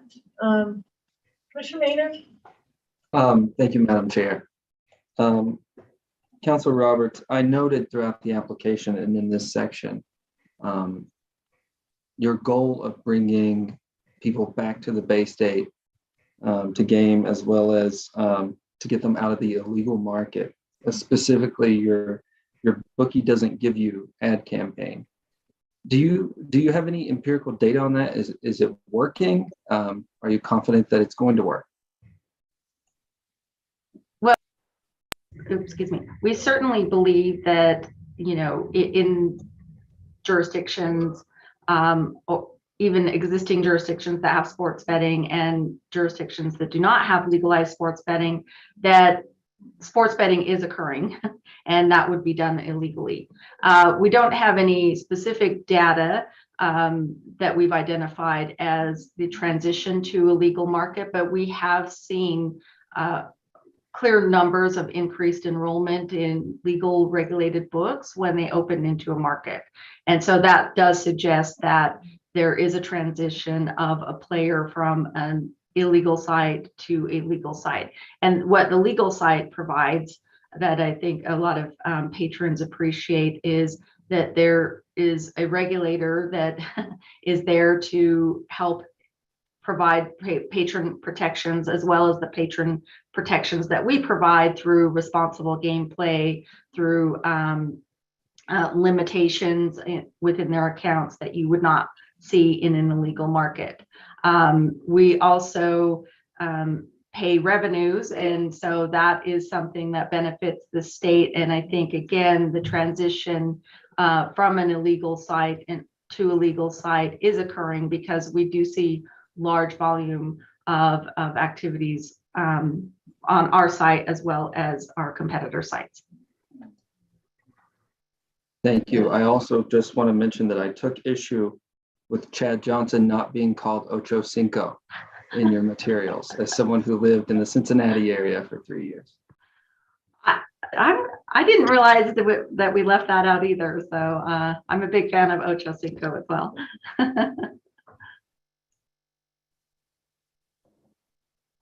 Excellent. Other questions on section E?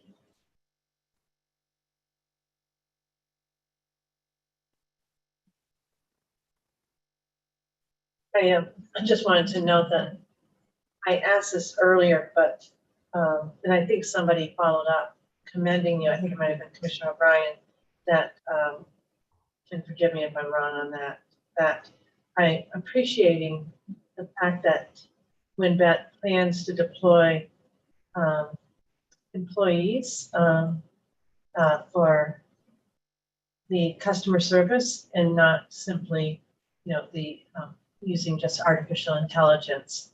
I had noted that, and I thought I've also got my question answered, which was, how does WinBet help an online player in distress? And you explained that those customer services will be strong and will be available. I think you said 24/7.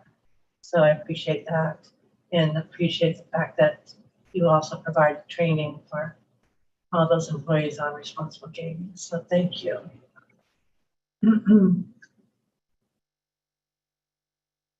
I have one more question, and I think it falls in E still. Attorney Roberts, I feel like the sense I got from your application is that in assessing the business model of online sports wagering, and assessing, I think the word, frenzy was used for the use of marketing resources as new online sports wagering operators come on board, and how WinBet's recognized that wasn't really a sustainable model for business, and that you recognize a need for exploring other options. We're thinking about promo play right now. And so I guess if, to the extent you can offer to us alternatives that are effective in attracting patrons, if you have those alternatives, what you're using and what you have seen as an effective option to expand your market base. Yeah, so having promotions, it does help, especially not only just promotions to attract new players, but to sustain players. We also offer what we can benefit from is offering a quality product that includes a rewards program that gives benefit to customers, that they can not only accomplish more play within our app, but take advantage of the kind of luxury brand that we offer domestically in Las Vegas and in Boston. We also see marketing accomplishments that we've talked about, marketing affiliates, field marketing, and social media campaigns that we intend to engage in. So there are ways that we will intend to, market our services and our product. And I think having a quality product is important to us to offer to patrons. So we, are confident that our product in Massachusetts is going to be well liked and carry the brand that's already there at Encore Boston Harbor. And having that familiarity with the retail side will also transition well into the mobile side. Thank you. Any further questions for Responsible Gaming Section E? Commissioners? Okay, Commissioner Hill, you're suggesting you're all set. Do you feel that this section meets expectations? I think before I make that recommendation, we probably should go into an executive session and hear what they have to say before I'm willing to answer if they've met expectations for E. Okay. Do we agree that this is a good time then? Do we want to go through F and G to make sure there's no other reasons to be in there, so we only go in and out once? Or I would like the information before I give an answer. Yeah. Do you, if we could put a pin in this, return to our consensus question, and now explore how we feel about section F.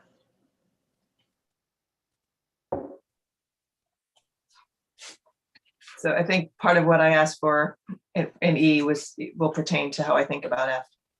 Yeah, Commissioner O'Brien, can you remind me of your exact question? It had to do with the geolocating. Oh, yes, yeah, that's why it pertains to F, okay. Yeah. Okay. So questions on section F? I see that a couple of mine were answered during the demonstration, so and during the RSM presentation. So I'm all set on G. Does anybody have any questions on section G? F or G? G, we're moving on to G. Oh, I'm sorry, F, my apologies. I'm looking at geofencing and saying G.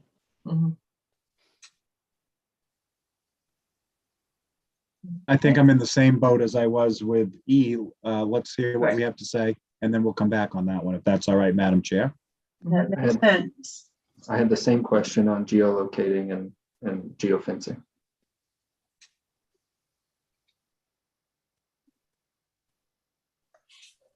Yeah, I'm all set.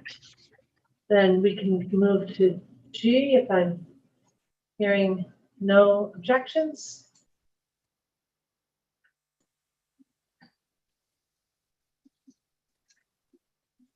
So I've been going through what was forwarded to us at the lunch break as best I can as we're going through this. I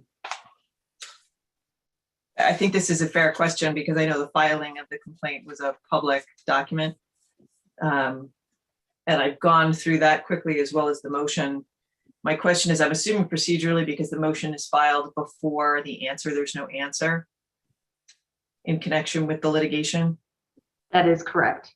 And we are waiting for a decision by the court before we decide whether an answer is warranted. Okay. And I don't know if you can even answer this given pending litigation or whether executive session satisfies any concerns that you have. But in terms of just the allegations about someone involved in compliance who may have behaved in the manner that's alleged, I'd be hoping to get some sort of response assurances, something from the company in that regard, in terms of to have someone in compliance, making sure they're comporting themselves appropriately. Absolutely. And that's those facts, because it's active litigation, I'd love to address in executive session. And then the same as to the second issue that we had asked for in terms of, I've scanned through the documentation that was submitted by Mr. Cohen. If he is available in executive session to address that in further detail, I would appreciate that as well. Yes, I have asked him to be available.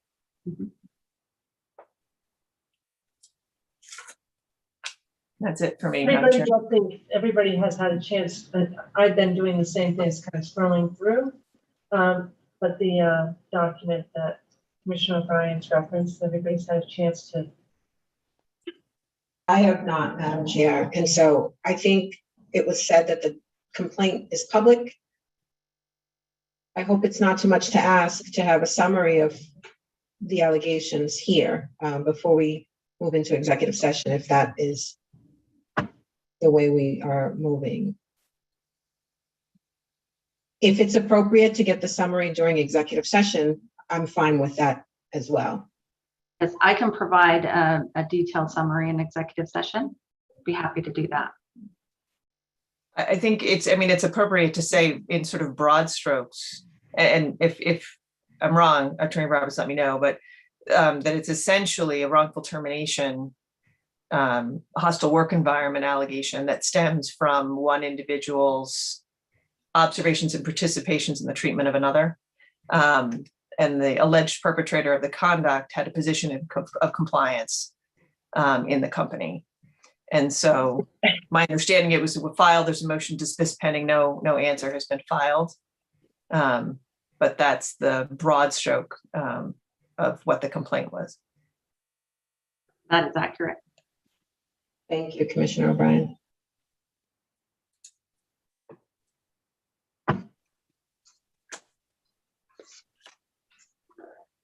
So are there any other questions or comments on section G? And I presume we should hold on taking our temperature. So it appears we're now at the conclusion of, unless there's another question, I want to make sure everybody's had a chance to look at their notes. Okay. I do have another question, Madam Chair. It relates to the matter relative to Mr. Cohen. Is it appropriate to summarize? We would prefer to discuss any legal matter within an executive session. Todd, you're aware of the matter, so do they fit into the requirements that we must meet in order to move into executive session? I believe so. I think if we want to talk about Mr. Cohen specifically, out of an abundance of caution, I do believe that making use of the privacy exemption as it pertains to the documentation is appropriate in this case to ensure that there is no unwarranted violation of his privacy. So I think that we are certainly within the confines of that provision. The others related to the litigation that's been referenced, the geolocating matter, and the violations from other jurisdictions all fall under a different provision, and that would be the competitively sensitive context that, if disclosed publicly, would place the applicant at a competitive disadvantage. So I believe, based upon my review of the materials, that use of the executive session provision would be appropriate. In this case, of course, we need to ensure that the discussion remains confined to those specific areas and not into others. But otherwise, I think that those are appropriate topics. Okay. Any further questions for Tom? So there were, I'm sorry, there were 3 areas, right, Todd? You went over the 3? Oh, I thought there were 4, actually. Are there 4? Did I skip Okay. one? I just, so the areas we talked about in terms of compliance. Right. I guess there's 2 of those. Is that how you come up with 4? Oh, the geolocation within the compliance arena. Yes, in that case, there's 3. That's right. Okay, got it. Okay. Yeah. And where did you capture the disciplinary matter relative to the VSE list? Yes, and there are 3 such incidents, so I want to make sure you have what you need so that all 3 incidents are covered and we can discuss them in the executive session. Yeah, are we listing them separately or categorically as one? If we can, it would certainly be helpful to identify them all individually without compromising the reason we're going into executive session, of course. Right. Yeah, so, well, let's clear the deck of the ones we're certainly on the same page. So there's the New Jersey litigation. Mm-hmm. There's Mr. Cohen. Mm-hmm. And then there are the matters related to compliance. So under the heading of matters related to compliance, there's a matter related to geolocation, mm-hmm. right? And then there are, and Commissioner Skinner, I'll rely on your memory on this, there are 3 separate incidents related to the VSE list compliance, is that right? Yes. Okay. And are there any others that were of interest? The 2 that were mentioned cover it for me. Okay, so there's 3 VSE matters, 1 geolocation matter, Mr. Cohen, and the New Jersey litigation. All of them fall under, and Ms. Roberts, please jump in if I have this part wrong. All of them fall under the competitively sensitive, I believe, provision of the law. And the point being that if publicly disclosed would place the applicant at a competitive disadvantage. Is that fair to say, Ms. Roberts? Yes, I would agree with that. We don't have one under privacy. Well, and And then, as so, well as. so Mr. Cohen's would fall under the privacy exemption, which we of course also noted on our agenda that we may make use of here. So it is appropriate to talk about that in executive session. And that one requires that the information submitted relate to a specifically named individual, which they do, the disclosure of which may constitute an unwarranted invasion of personal privacy. And it seems to me that this matter would fall within that description. I'll set commissioners, and if we are to consider this, again, I have to read this into the record. The commission anticipates that it may meet in executive session in conjunction with its review of the WSI US LLC doing business as WinBet application in accordance with GL Chapter 38, Section 21A, subsection 7, and GL Chapter 23N, Section 6, subsection I, to consider information submitted by the applicant in the course of its application for an operator license that is a trade secret, competitively sensitive or proprietary, and which, if disclosed publicly, would place the applicant at a competitive disadvantage.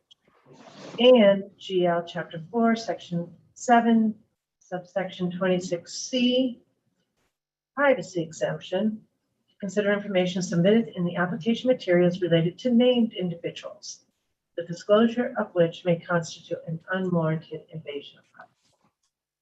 Do I have a motion?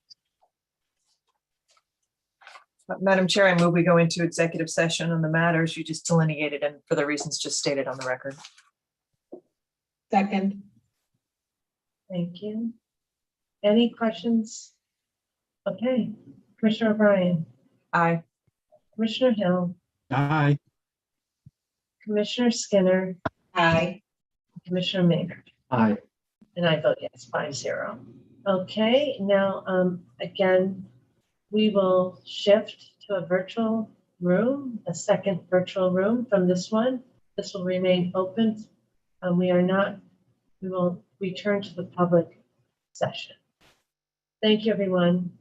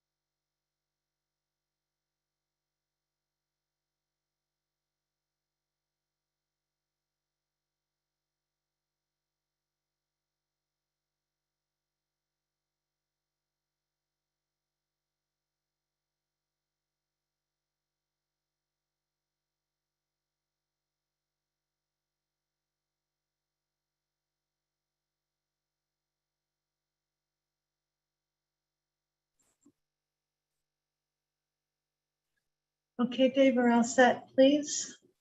Thanks. Good to go. Thanks so much.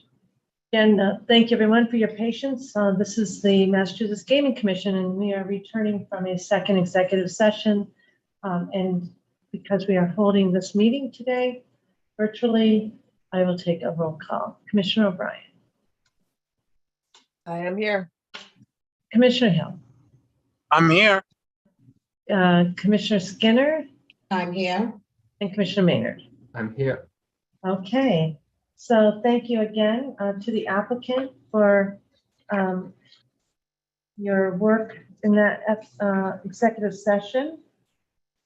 We had gone through the section by section analysis, and there were some questions that commissioners wanted to have answered, and it was appropriate to have them answered in the executive session relative to sections E, F, and G, correct? So now that we've had the benefit of that discussion, can we go back to section E, responsible gaming? Do we feel as though we have our questions answered and it meets expectations? I now feel like it meets expectations for me. You're satisfied, thank you. I also feel that it has met expectations. Okay, thank you. I do as well. As do I. Okay, excellent. Then we'll move on to section F. Again, there were questions relative to section F. Do we feel as though expectations have been met now in terms of their response, the quality of their response? Yes. Yes, for me. Yes. Yes.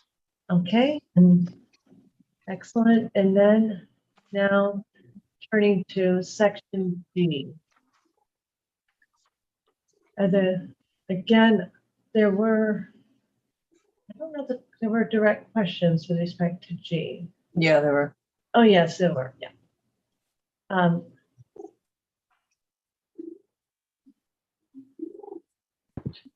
I am good with section G, Madam Chair. Thank you. As am I. Thank you. I'm good too. Thank you.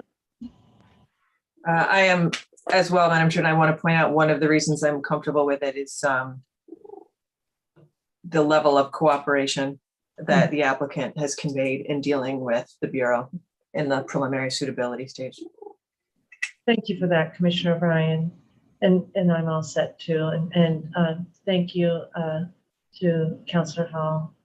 All right, then we have now gone through all of the application and turning to our agenda, which I have now buried, excuse me. We have the opportunity to make our determination, and that determination, if we want to proceed today, we had the benefit of your guidance, Councilor Grossman, reminding us of the factors and the standards that we must meet. Commissioners, do you want to proceed?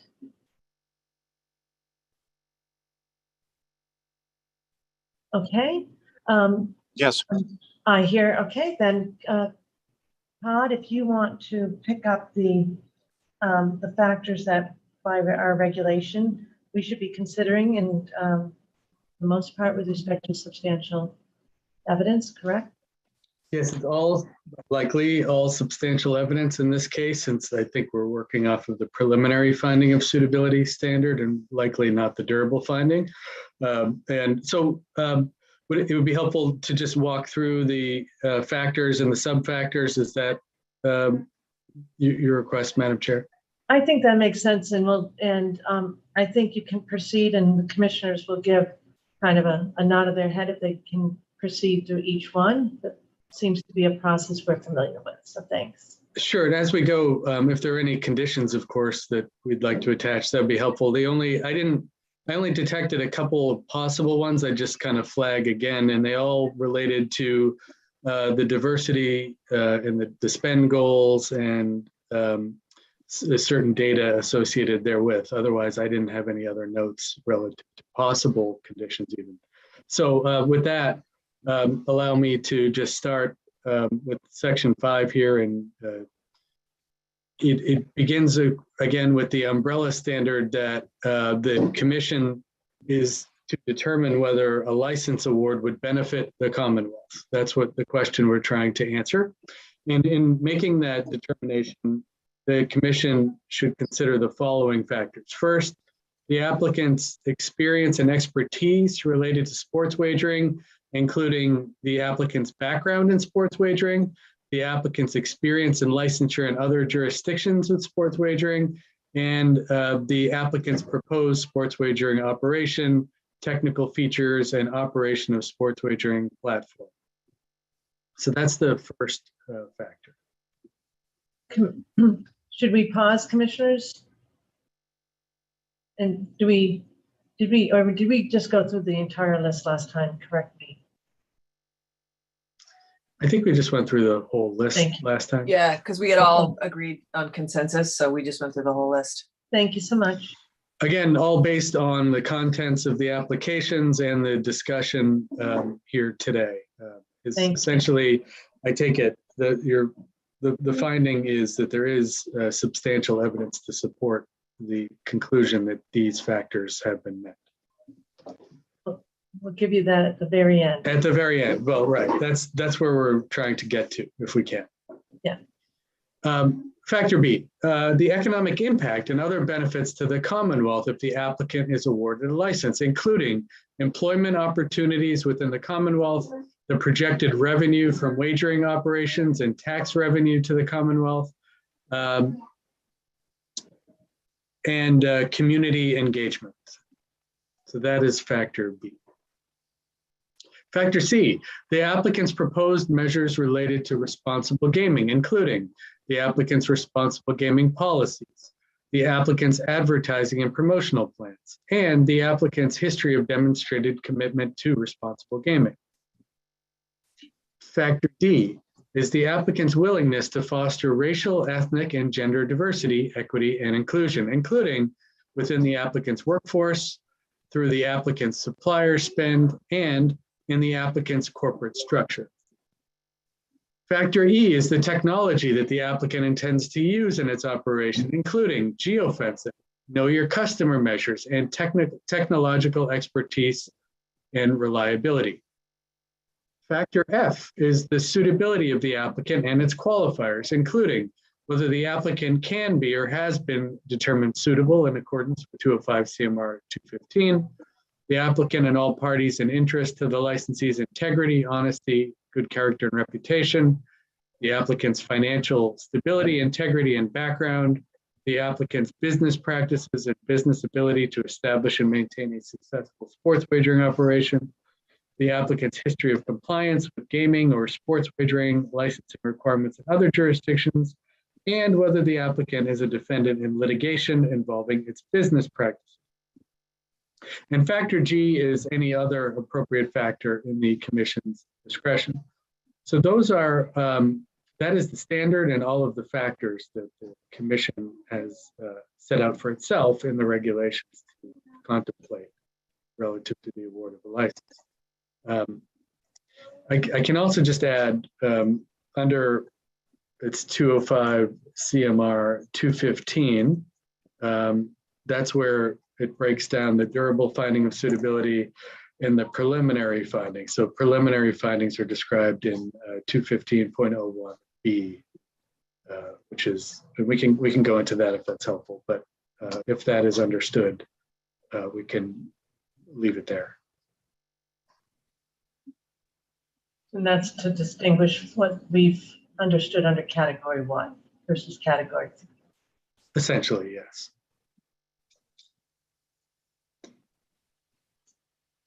Any questions before we make a decision? And we would take a vote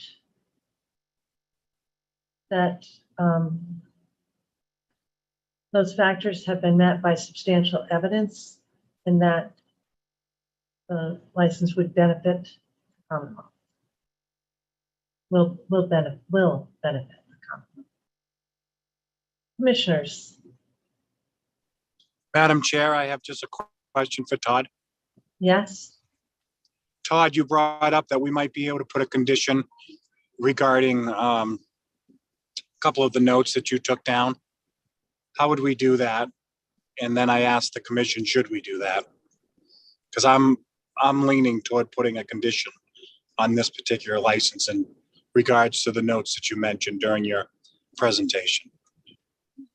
Commissioner Hill, thank you for raising that. And I can, last time I went through all of the required conditions of licensure. I neglected to do that here, and I can certainly do that. But what I might recommend prior to getting into the required conditions is that the commission determine whether there are any other conditions that you're interested in attaching to any award of a license, and that be done prior to voting on whether to award the license, so that you have the full view of the landscape before you. So I can. So, so to Brad's question, Commissioner Hill's question, there has been discussion around attaching a condition relating to the diversity conversation. Commissioners, what would you attach as a condition in this instance?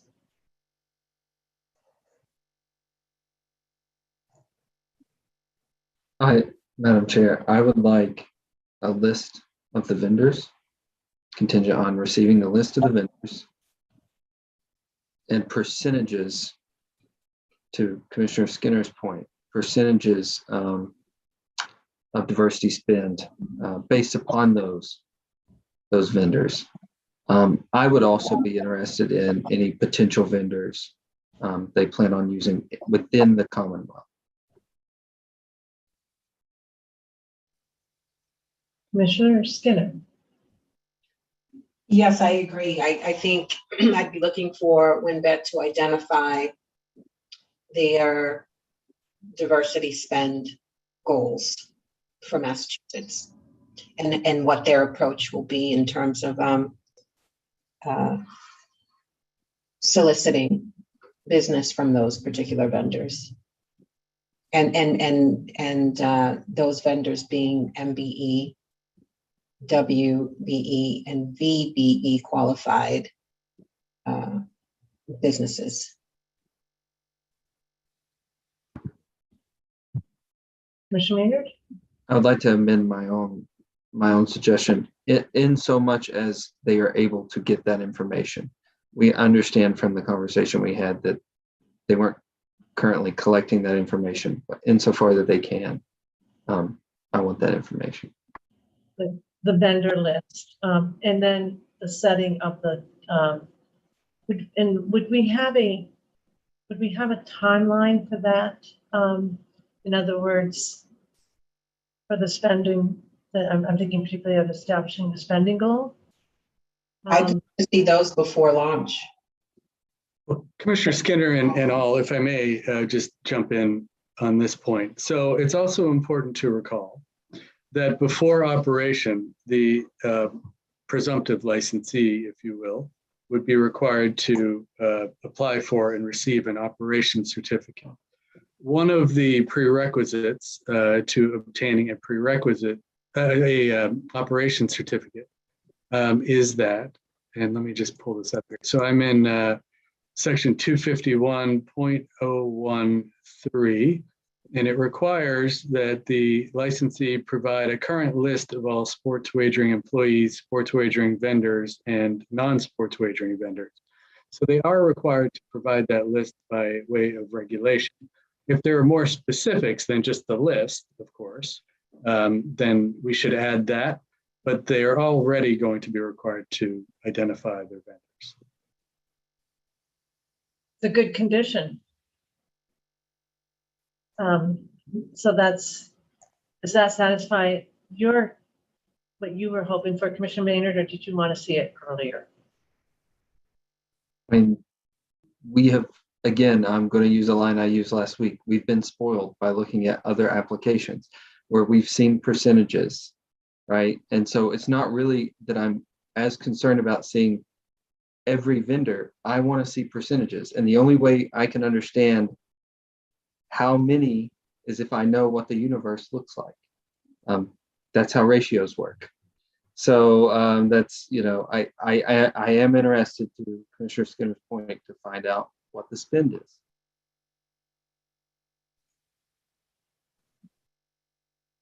Can I just say something, Commissioner? I'm happy to at least submit immediately a list of all of our vendors, and then we can work on working on the spend and goals as well, and identification of the vendors that we have. But if it hasn't been provided with our application, that was an oversight. I can give you an entire list of all of our vendors. Can I have a point of clarification, Commissioner Maynard? This is a condition to the license. Is the provision alone going to satisfy you for now so that you have a baseline moving forward? Or I'm understanding, Commissioner Skinner, you want to have them establish diversity spend goals and by launch, it sounds like, for launch. But I'm just wondering, Commissioner Maynard, how, what will satisfy the condition that we're attaching? It would be provision. I would like to know what they currently are. I hear that we're going to get the goals, and I agree with that, but I would also like to know what they currently are, in so much as they can identify them.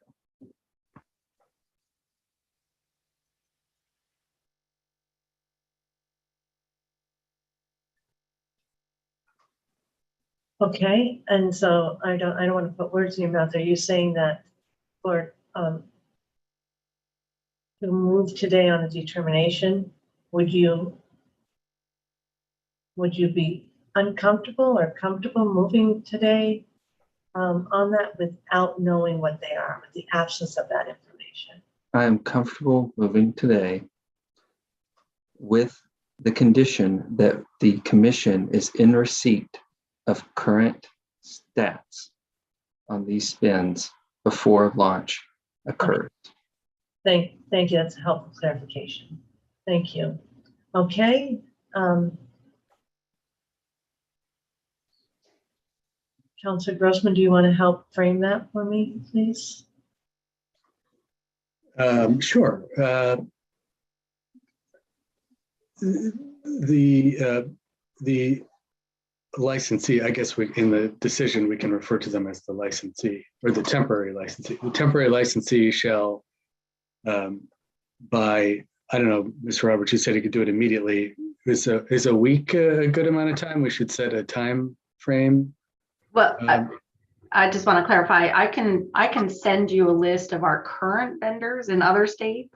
I can send you a list of proposed vendors in Massachusetts, but that's assuming that they would get a license. We obviously don't know their license status at this time. And then we would have to take measures to identify whether they have any qualifications.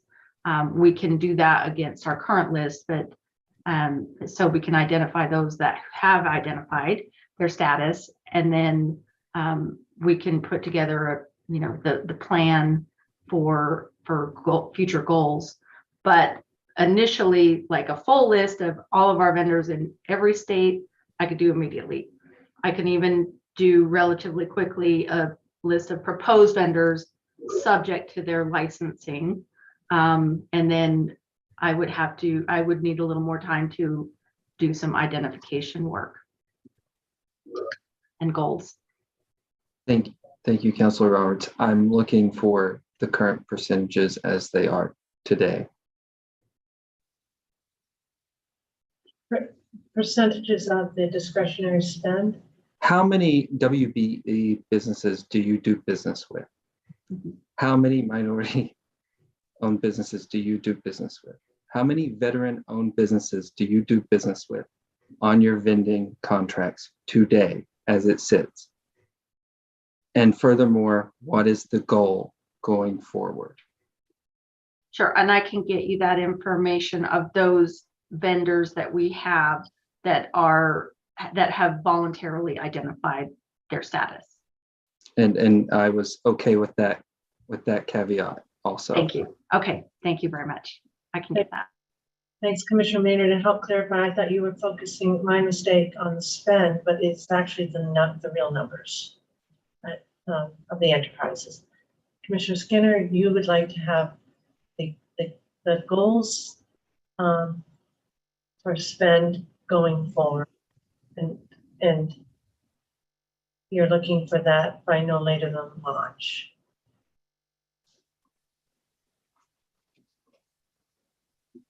Okay, Todd, I turn back to you because we want to get this right. Okay. Well, let me see. It sounds like there might be two conditions in there.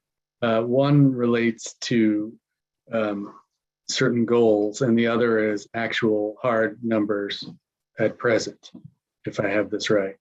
And so I think that the two conditions would be, and of course I'm just working off of the cuff here, that the licensee identify and provide a list of all of their women, veteran, and minority business enterprises to the commission, identifying the percentage of contract of expenditures as a proportion of their entire vendor spend to the commission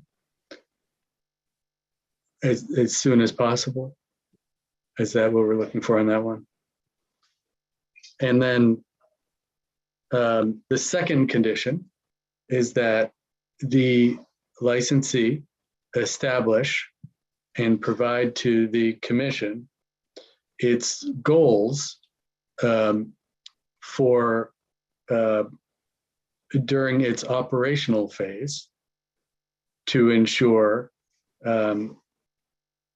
that its expenditures relative to women, veteran, and minority business enterprises meet the goals. Although I think I said that twice, but I'd have to write that out. But essentially, you want the goals for minority, women, and veteran enterprises, and want them to meet their goals, which of course will require periodic reporting. I realized that was not too eloquently stated. I was just kind of working off the cuff there, but I think we have those two conditions essentially identified. Is that fair? That's right. But you do want to go through the other list as well. So before you move on, commissioners, do you have any edits, helpful edits for Todd as he on that, or are we all satisfied? All set. I think Todd covered them pretty well. Okay. So the standard, oh, sorry. And I just want to check in with the other commissioners. Are you all set with those proposals? Commissioner Arlene actually, Commissioner O'Brien actually turned off her video right when I was going to check in on her. My apologies.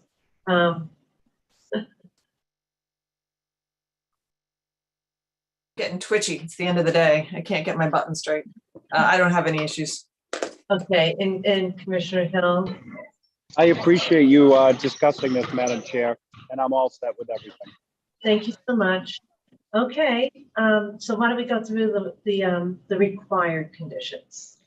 Absolutely. So this list comes from section 220.01 of the Commission's regulations, and it requires automatically that the following conditions attached to any license. That the operator obtain an operation certificate before conducting any sports wagering operation in the Commonwealth, and that is described in a separate regulation.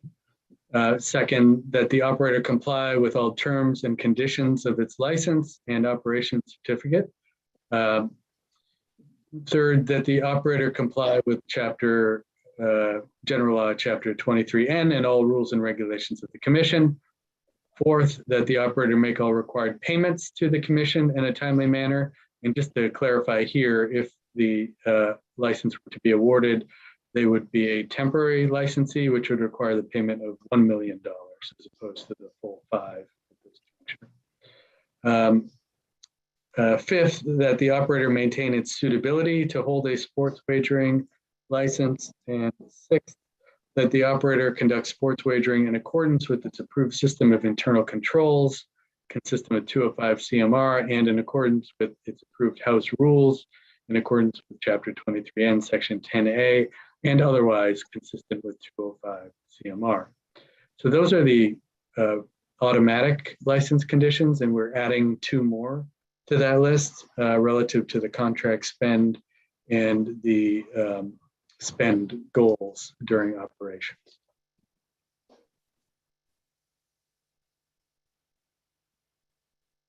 Okay, so if the commissioners are comfortable moving ahead with respect to this position today, a determination based on the factors that Councilor Grossman laid out, the idea that we must meet those factors by the standard of substantial evidence that he laid out so well at the beginning of the meeting, I would take and subject to the condition discussed today, the 2 conditions discussed today, as well as the requisite conditions that I just laid out, I would take a motion.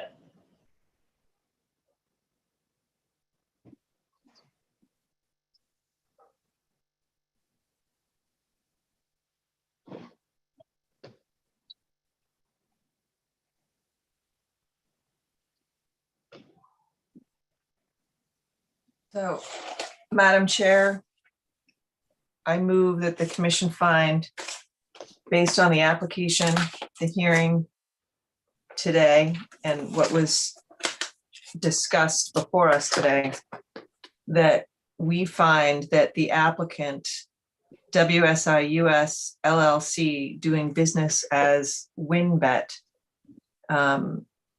has shown us by substantial evidence that they have satisfied the criterion set forth in General Law 23N, as well as 218.06, and specifically as to subsection 7, that the approval of their application would benefit the Commonwealth, and further, that they have established by substantial evidence their qualification for preliminary suitability in accordance with 205 CMR 215.012 and 218.07, I believe 2A. That's a Scrivener's error. You can let me know, Todd. And that this approval be subject to the requirements of 23N and the requirements set forth in 205 CMR 220.01, in addition to the 2 additional conditions that were discussed here today.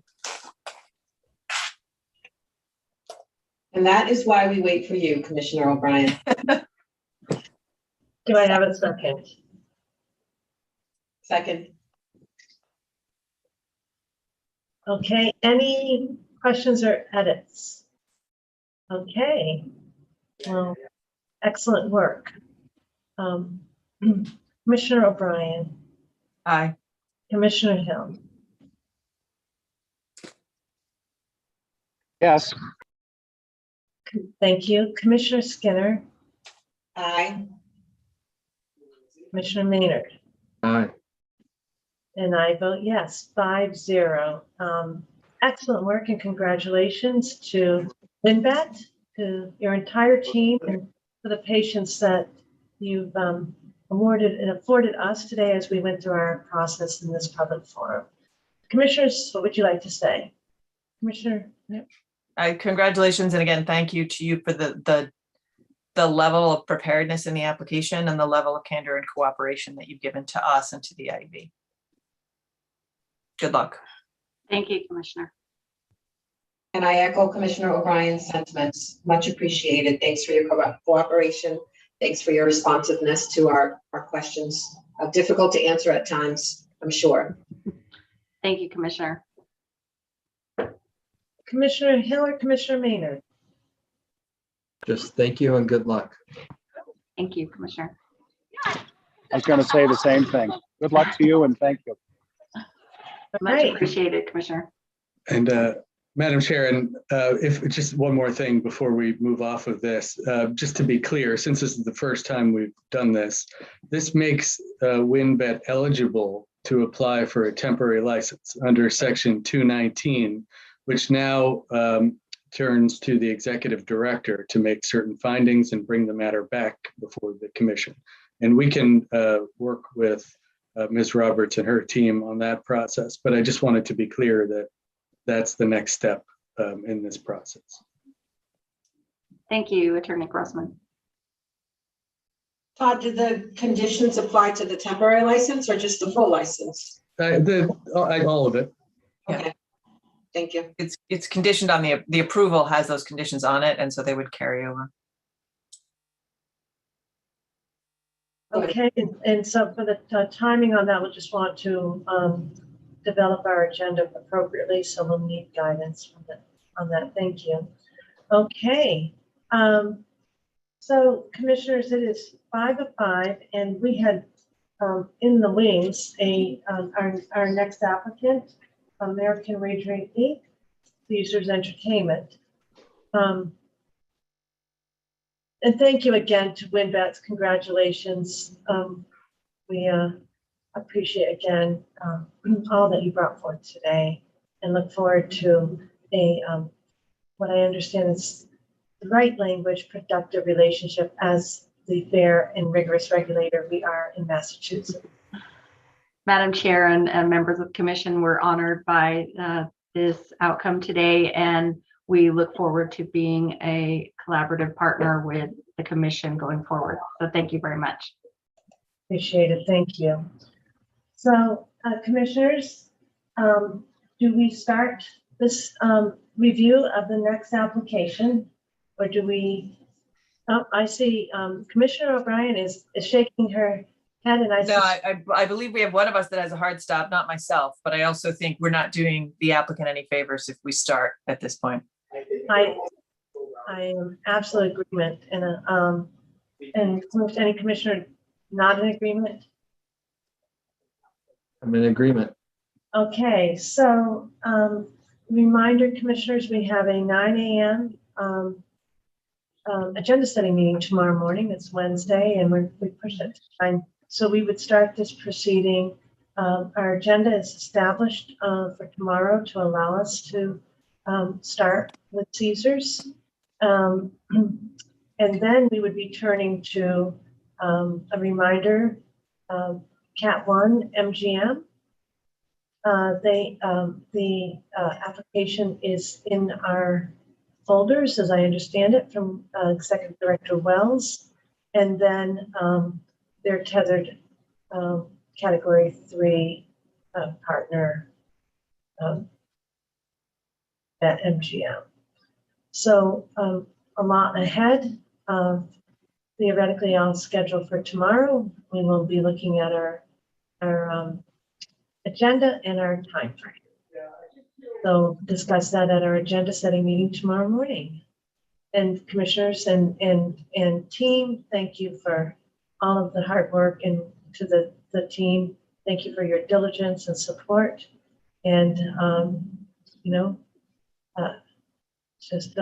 we're very, very fortunate to be able to rely on all the good work that you provide. With that, commissioners, do you have any updates? Commissioner Hill, it is 5:02. Would you like to make a motion?